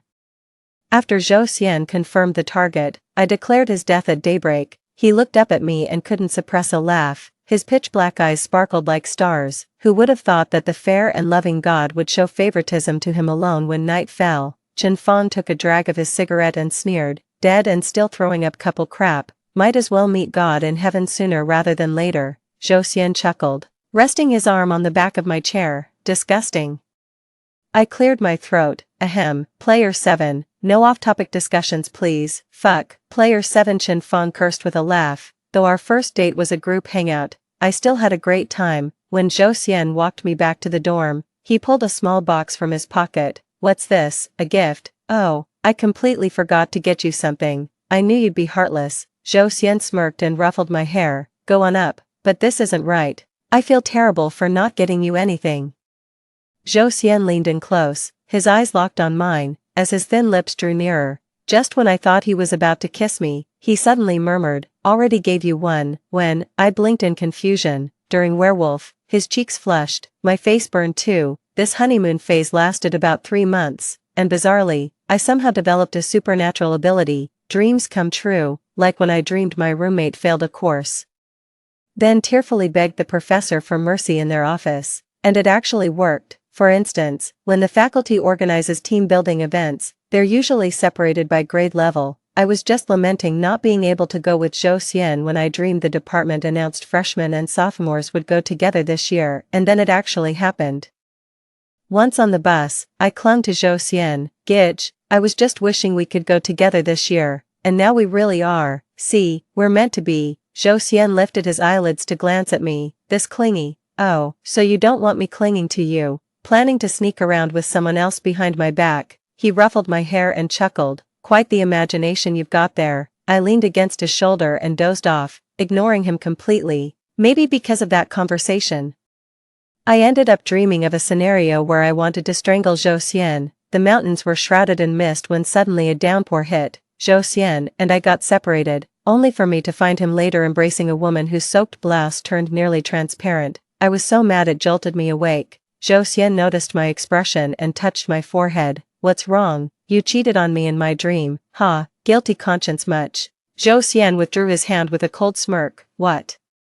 My tiny face displayed massive confusion as Zhou Xian pulled up a photo from his phone, a confession wall post, the ultimate couple goals. One shot showed my classmate Chen Jin casually catching me as I stumbled. I gulped. "That was totally accidental." Zhou Xian snorted coldly. "We'll settle this later." Completely subdued, I didn't dare throw another tantrum about dream nonsense again. I obediently trailed behind him up the mountain. At the summit, while my classmates and I pitched tents, Zhou Xian's group was assigned to gather firewood in the woods. Then we went our separate ways. Slowly, scattered raindrops began to fall. The tent was barely up when the downpour came. It suddenly reminded me of that dream, like some premonition from the universe. Ignoring my classmates' protests, I dashed into the pouring rain. I found the pavilion from my memories. Zhou Xian was indeed holding that drenched girl, her clothes clinging transparently. Our eyes met, and I was overcome with shame. Zhou Xian abruptly pushed the girl away from his embrace and reached out to me. "Luyu, come here." If not for coming to hear his explanation, why subject myself to such humiliation in this downpour? I stood my ground. "You come here." I just wanted him to get soaked in the rain with me. Zhou Xian strode into the rain without hesitation, draping his jacket over my head before pulling me firmly under his arm. "Let's settle this now so you won't think I'm bluffing." She was about to fall into the rain, so I caught her. Just as I was letting go, she grabbed my hand and started confessing. "Then you showed up. Hey, back me up here." Zhou Xian shot the girl an irritated frown. The girl's face flushed crimson as she bobbed her head in frantic apology. "I'm so sorry," and off they went, leaving us two drenched fools standing there in stunned silence. "Did you come through this downpour because you were worried about me?" Zhou Xian leaned down until his forehead touched mine, his long eyes curving into crescents. My ears burned slightly. Worrying about him cheating still counts as worrying, right? Zhou Xian probably mistook my behavior for shyness. He let out a carefree laugh before leaning in for a kiss, damp and clinging. You like me that much? Stop being narcissistic. It's obvious you're the one who's crazy about me. Got caught in a downpour and, sure enough, came down with a glorious cold afterward. Zhou Xian was tough as nails, not a sniffle in sight, and even bought a mini pot to make me pear soup. How he managed to ruin something this simple is beyond me. I was eating while throwing up. Can't help but miss Zhou Xian 7 years later. The perfect husband and father. Even his boiled water tasted better than most. The thing is, some thoughts are better left unthought, especially after unlocking these chaotic superpowers. Dreamt of 26-year-old Zhou Xian cooking for me, just as expected. When I returned to the dorm after afternoon classes, there stood 26-year-old Zhou Xian right in front of me. Zhou Xian, my mind went completely blank. Zhou Xian's thin lips curled slightly. You actually came, huh? Did you talk to him? Zhou Xian's expression darkened slightly when he saw me frozen in place instead of approaching him, somehow twisting our mutual affection into some messy love triangle. I quickly rushed over and grabbed his arm. Let's talk outside. It's not safe here on campus. Zhou Xian was like a bristling cat, just a few soothing strokes and he'd melt into docility, so he stayed silent and didn't resist, simply accompanying me as we left T University. So you're saying I accidentally touched that machine in your study and got my consciousness transported? That's not the point. Zhou Xian wrapped his arm around my waist, pursing his lips. Then tell me what is. Break up with him, he's literally you too. Stop acting like I'm cheating on you. Okay. Zhou Xian's expression darkened. The space-time won't stabilize for about a month before I can take you away. Do you really think I can stand watching you date someone else for a whole month? How could I ever break up with you when I'm looking at this face? I gazed at him with puppy dog eyes. Then I'll go talk to him. What's the difference? You don't treat him as yourself either. From his perspective, doesn't it just mean I cheated on him?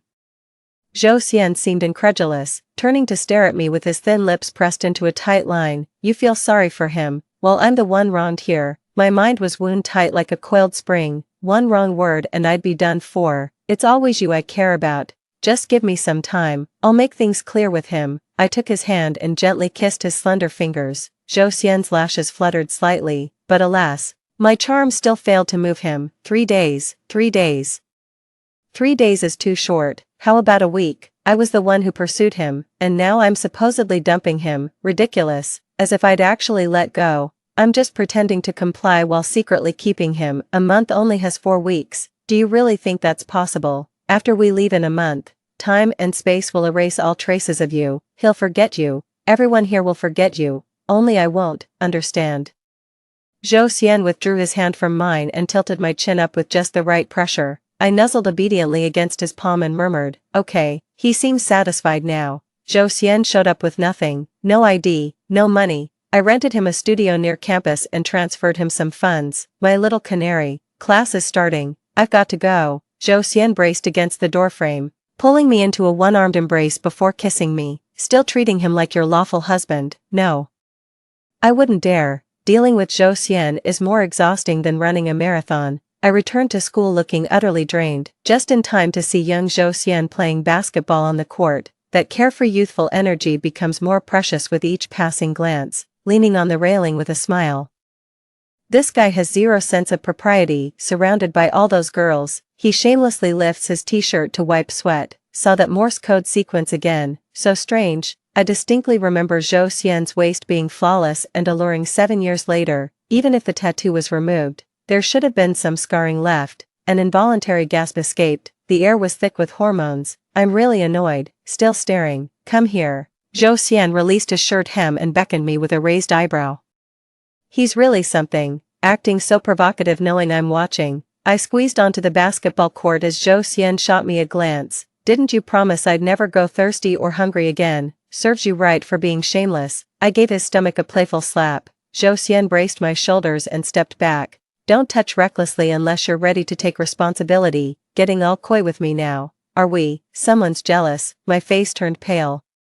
But Zhou Xian suddenly pinched my cheek. They all had their backs to me. Only you were facing this way. Only I saw it. Did he deliberately flash me on purpose? how dare he, who'd want to see that? Your eyes haven't left me for a second, little sister. Zhou Xian pulled me along as we walked out. If you want something, just say it, why play hard to get? I want your permission to have the grown-up version of you as my boyfriend. If that's even possible. 3 days passed in the blink of an eye.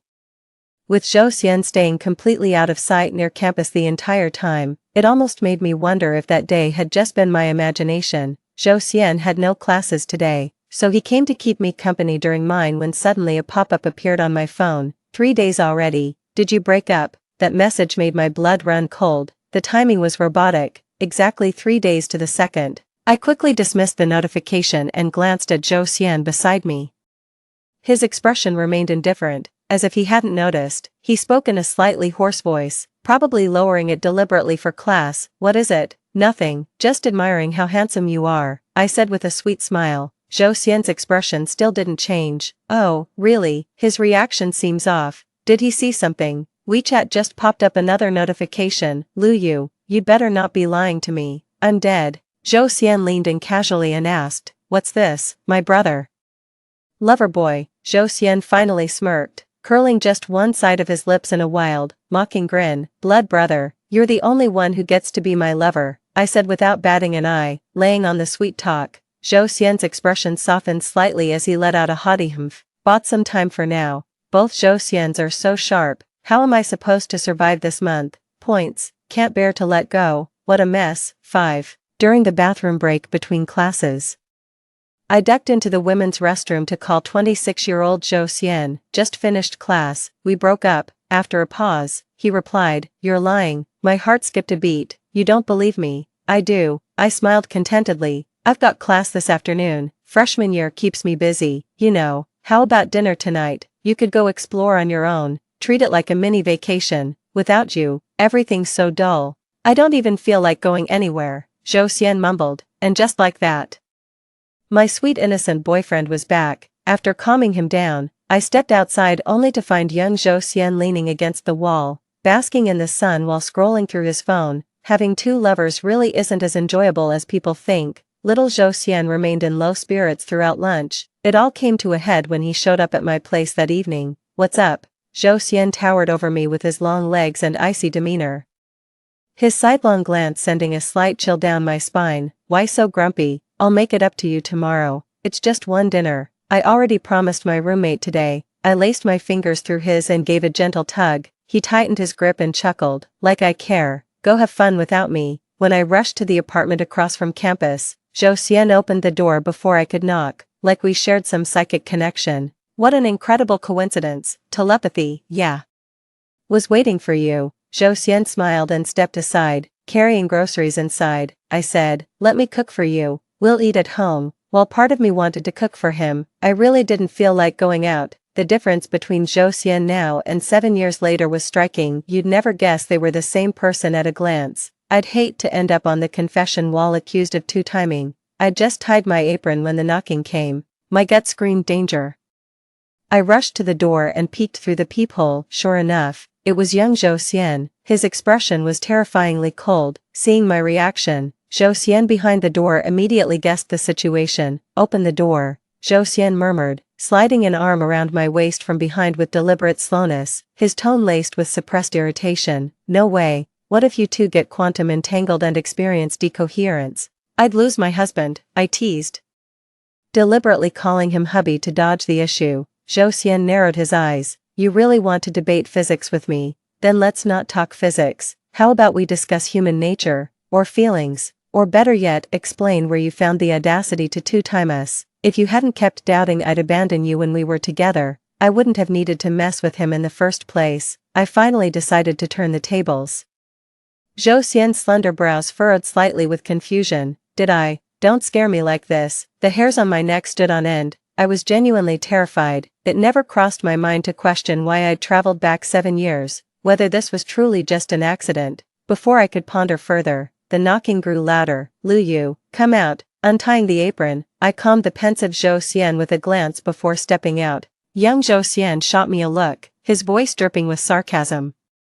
Never thought I'd be catching someone red-handed one day. He just let you come out alone like this. I've started doubting this world. Why did Zhou Xian think I was trouble the moment we met? Why pretend you didn't like me when you clearly did from the start? How did my leg injury heal so unnaturally fast? Why do my thoughts materialize almost instantly, including that unfamiliar Morse code sequence? Even Zhou Xian couldn't explain the answer himself, not talking, scared, or feeling guilty. Zhou Xian reached to tilt my chin up, forcing eye contact. The sound of the door lock turning behind me made me instinctively pull it shut. Zhou Xian narrowed his eyes, protecting him, afraid I'll hit him. With that, he moved to push the door open. No, he's really my brother. Please believe me. I looked up at him pleadingly.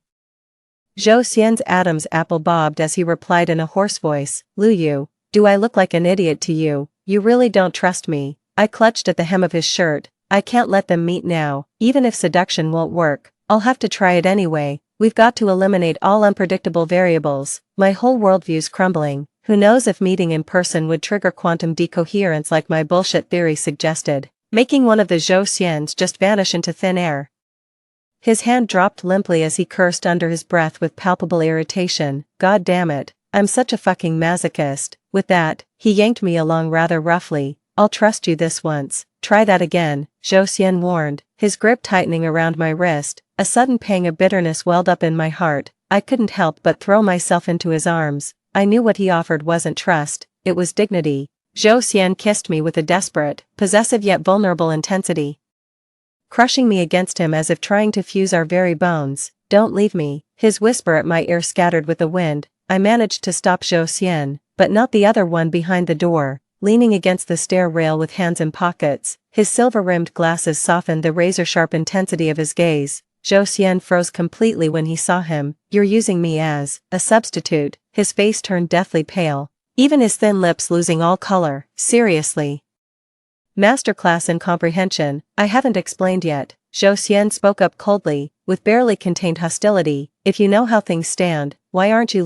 Masterclass in comprehension. I haven't explained yet. Zhou Xian spoke up coldly, with barely contained hostility. If you know how things stand, why aren't you leaving? What are you still hanging around for? He's quite the actor. My wrist ached from his grip, and as I instinctively tried to pull away, young Zhou Xian loosened his hold. If she really liked you, she wouldn't have come to me, let alone be standing by my side now. Now it was the other side's turn to go pale, since he already knows.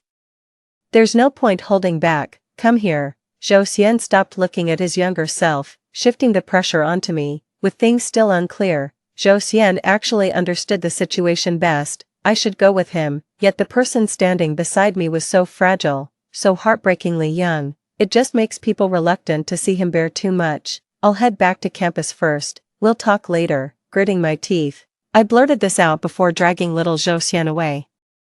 I ignored the unmistakable, burning gaze of abandonment behind me. Little Zhou Xian still got away with it thanks to his youth. After all, I'm 25 now. Should have learned to care for the vulnerable. Zhou Xian stayed silent the whole way to campus, so I pulled him down to sit with me on Lover's Slope. Haven't had dinner yet. Zhou Xian braced his hands against the grass, expression turning icy. Did I starve you? Damn intense, given Zhou Xian's temper. The fact that he's sitting here quietly already moves me deeply. Don't think I'm full of lies, but what I'm about to say is true. I cleared my throat and cupped his face. After what felt like an eternity, Zhou Xian finally found his voice. That's me. He seemed to despise becoming that refined but rotten type. Are you his girlfriend? I tugged at his hand. And yours too. Zhou Xian let out a derisive snort, but he didn't say anything more, nor did he show any doubt. Is he here to take you away? Zhou Xian mumbled with his head hung low. You'll be with me when you grow up, I said affectionately, ruffling his hair. My memory clearly recalls Zhou Xian being perpetually insecure, just like the person standing before me now, not the one outside. Why do you always put up a tough front when you first see me? Still convinced I'd cheat on you? Was I wrong to think that? Well, if you insist on putting it that way, I guess not. I pursed my lips. Give me a proper answer, and maybe I'll stay, keep you company for the next 7 years. Zhou Xian froze, his slender fingers gradually tightening, his thin lips pressed together before he finally forced out the words. Seeing you makes my heart race, then suddenly so sad I couldn't bear to face you. Sad, yeah, just feeling down. So what does your Morse code mean? Bring her home. Bring who home? Zhou Xian gazed at me quietly and shook his head. I don't know. His eyes were so bright that even the slightest sorrow stood out vividly. I fell silent. Could it be that the Zhou Xian before me didn't belong to me after all? What kind of world is this? When he said he was upset, my mood instantly soured too, leaving no room for petty jealousy. Zhou Xian walked me back to the dorm, then suddenly grabbed my wrist. Just go if you must. What? My eyes widened. You should return where you belong. It's only been 7 years, after all, though he said only. His eyes were already glistening. 6. Zhou Xian never saw me again, even outside campus. Zhou Xian was throwing a little tantrum. I sat beside him, yet felt no urge to comfort him. When he first arrived, I'd felt such warmth and affection. But after that day, my feelings took on a strange new quality. Lu Yu, is admitting your changed heart so difficult? Zhou Xian loomed over me with icy detachment. He finally broke the silence. Is this really what comes out of my mouth? Have I changed my heart?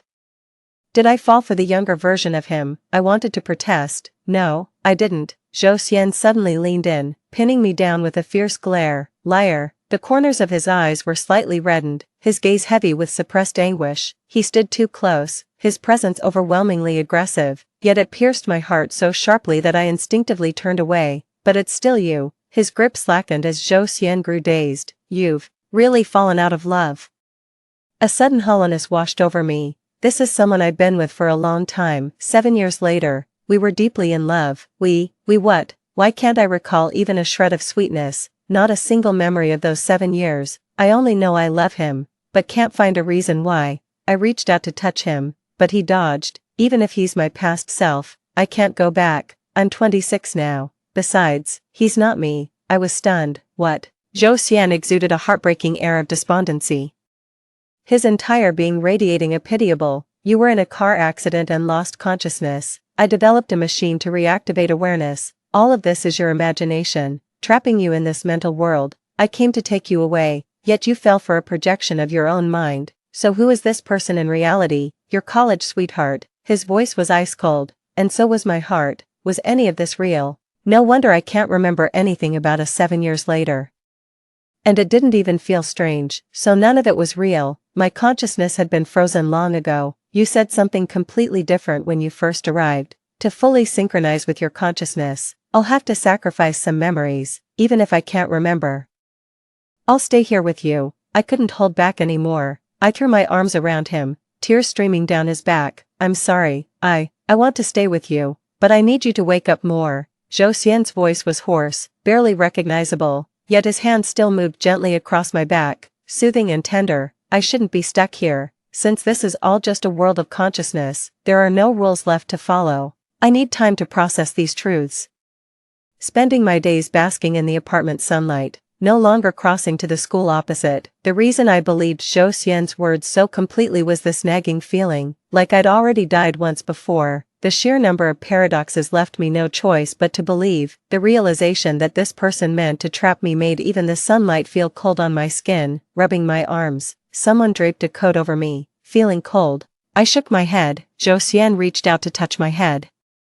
But I instinctively dodged. His hand froze midair, his pale skin almost translucent in the sunlight. I'll go make dinner, I said, fleeing like a startled deer, left alone in the icy sunlight, consumed by guilt and unease. Zhou Xian, the boyfriend I adored beyond measure, my future husband, who spent untold time and effort developing a machine to save me, even risking his life to enter my consciousness and pull me out. Yet now, I no longer loved him. In the battle between him and that other man, the moment I realized my bias would last till death, I came to the profound understanding that all affection for this person had withered away. Sitting across from Zhou Xian, his dining mannerisms remained achingly familiar, sleeves casually rolled halfway, every movement deliberate and refined, mirroring the cultured poise of our school days. How could this not be the same person? How could it all be an illusion? Yet something felt inexplicably off, plunging me into momentary disorientation.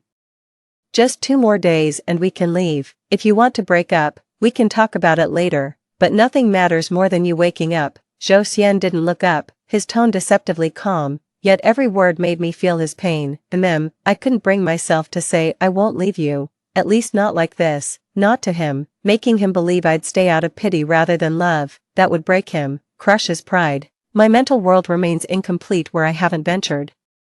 Leaving China would allow Zhou Xian to break the shackles and take me away, so on that day when spacetime stabilized, we rushed to the airport. The phone rang. it's Zhou Xian. He knew I was leaving today. We'd laid everything bare that night. He respected my decision completely, never reappeared, restraining himself so thoroughly that he felt vividly real, someone I loved, not some fleeting illusion. Answer the call. Zhou Xian's pop-up notification flashed. I hesitated. Don't answer it.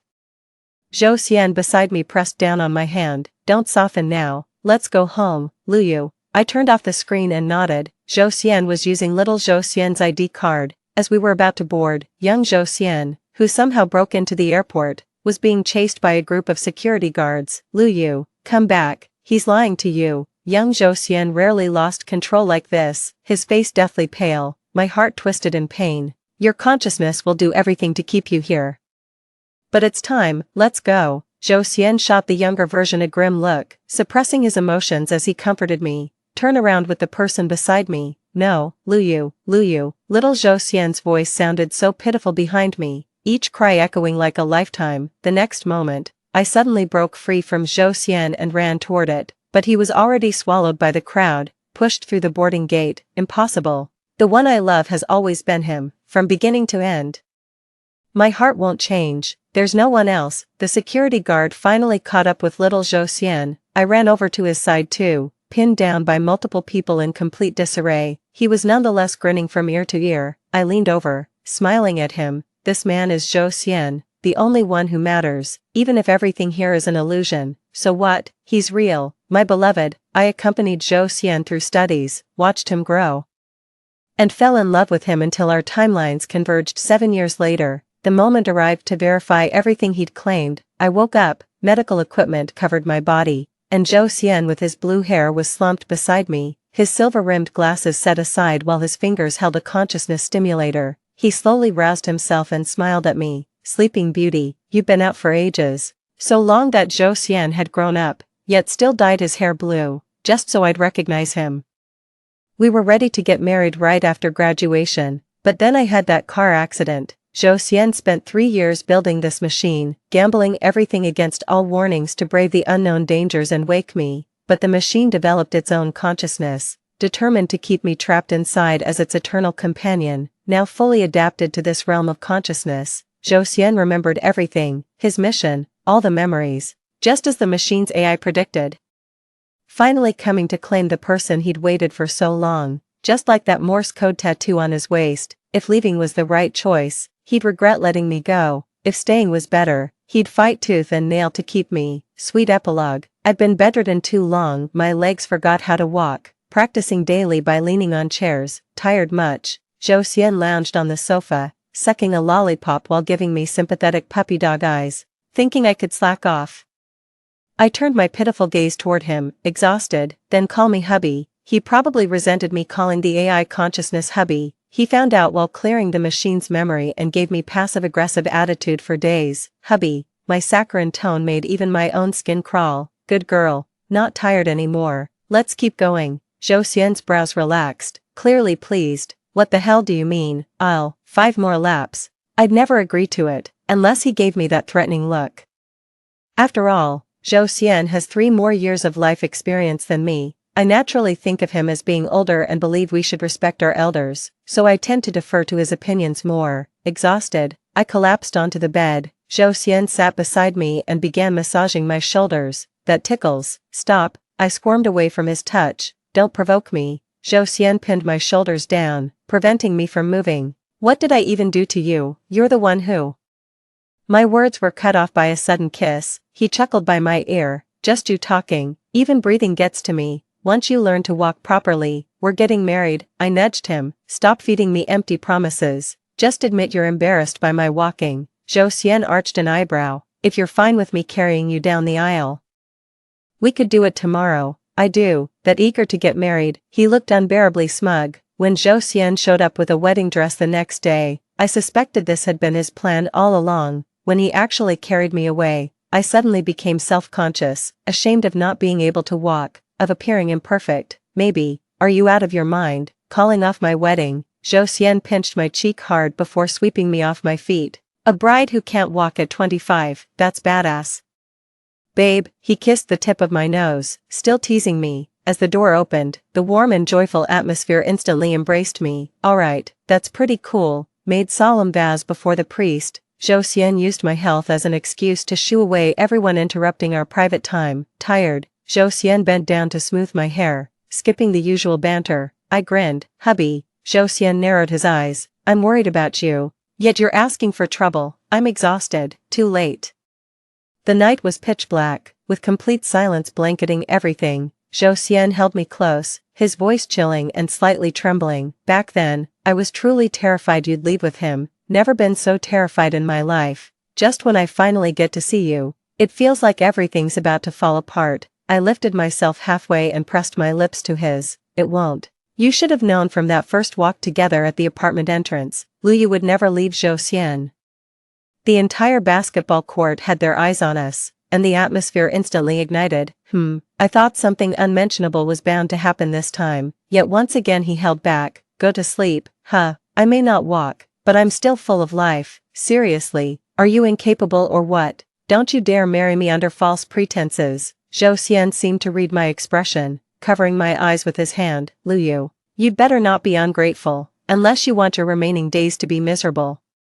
I think you should distribute things more evenly, I suggested earnestly, batting my eyelashes. His response was a cold sneer. Fuck, the blanket was pulled up. Well, that was ungrateful of me.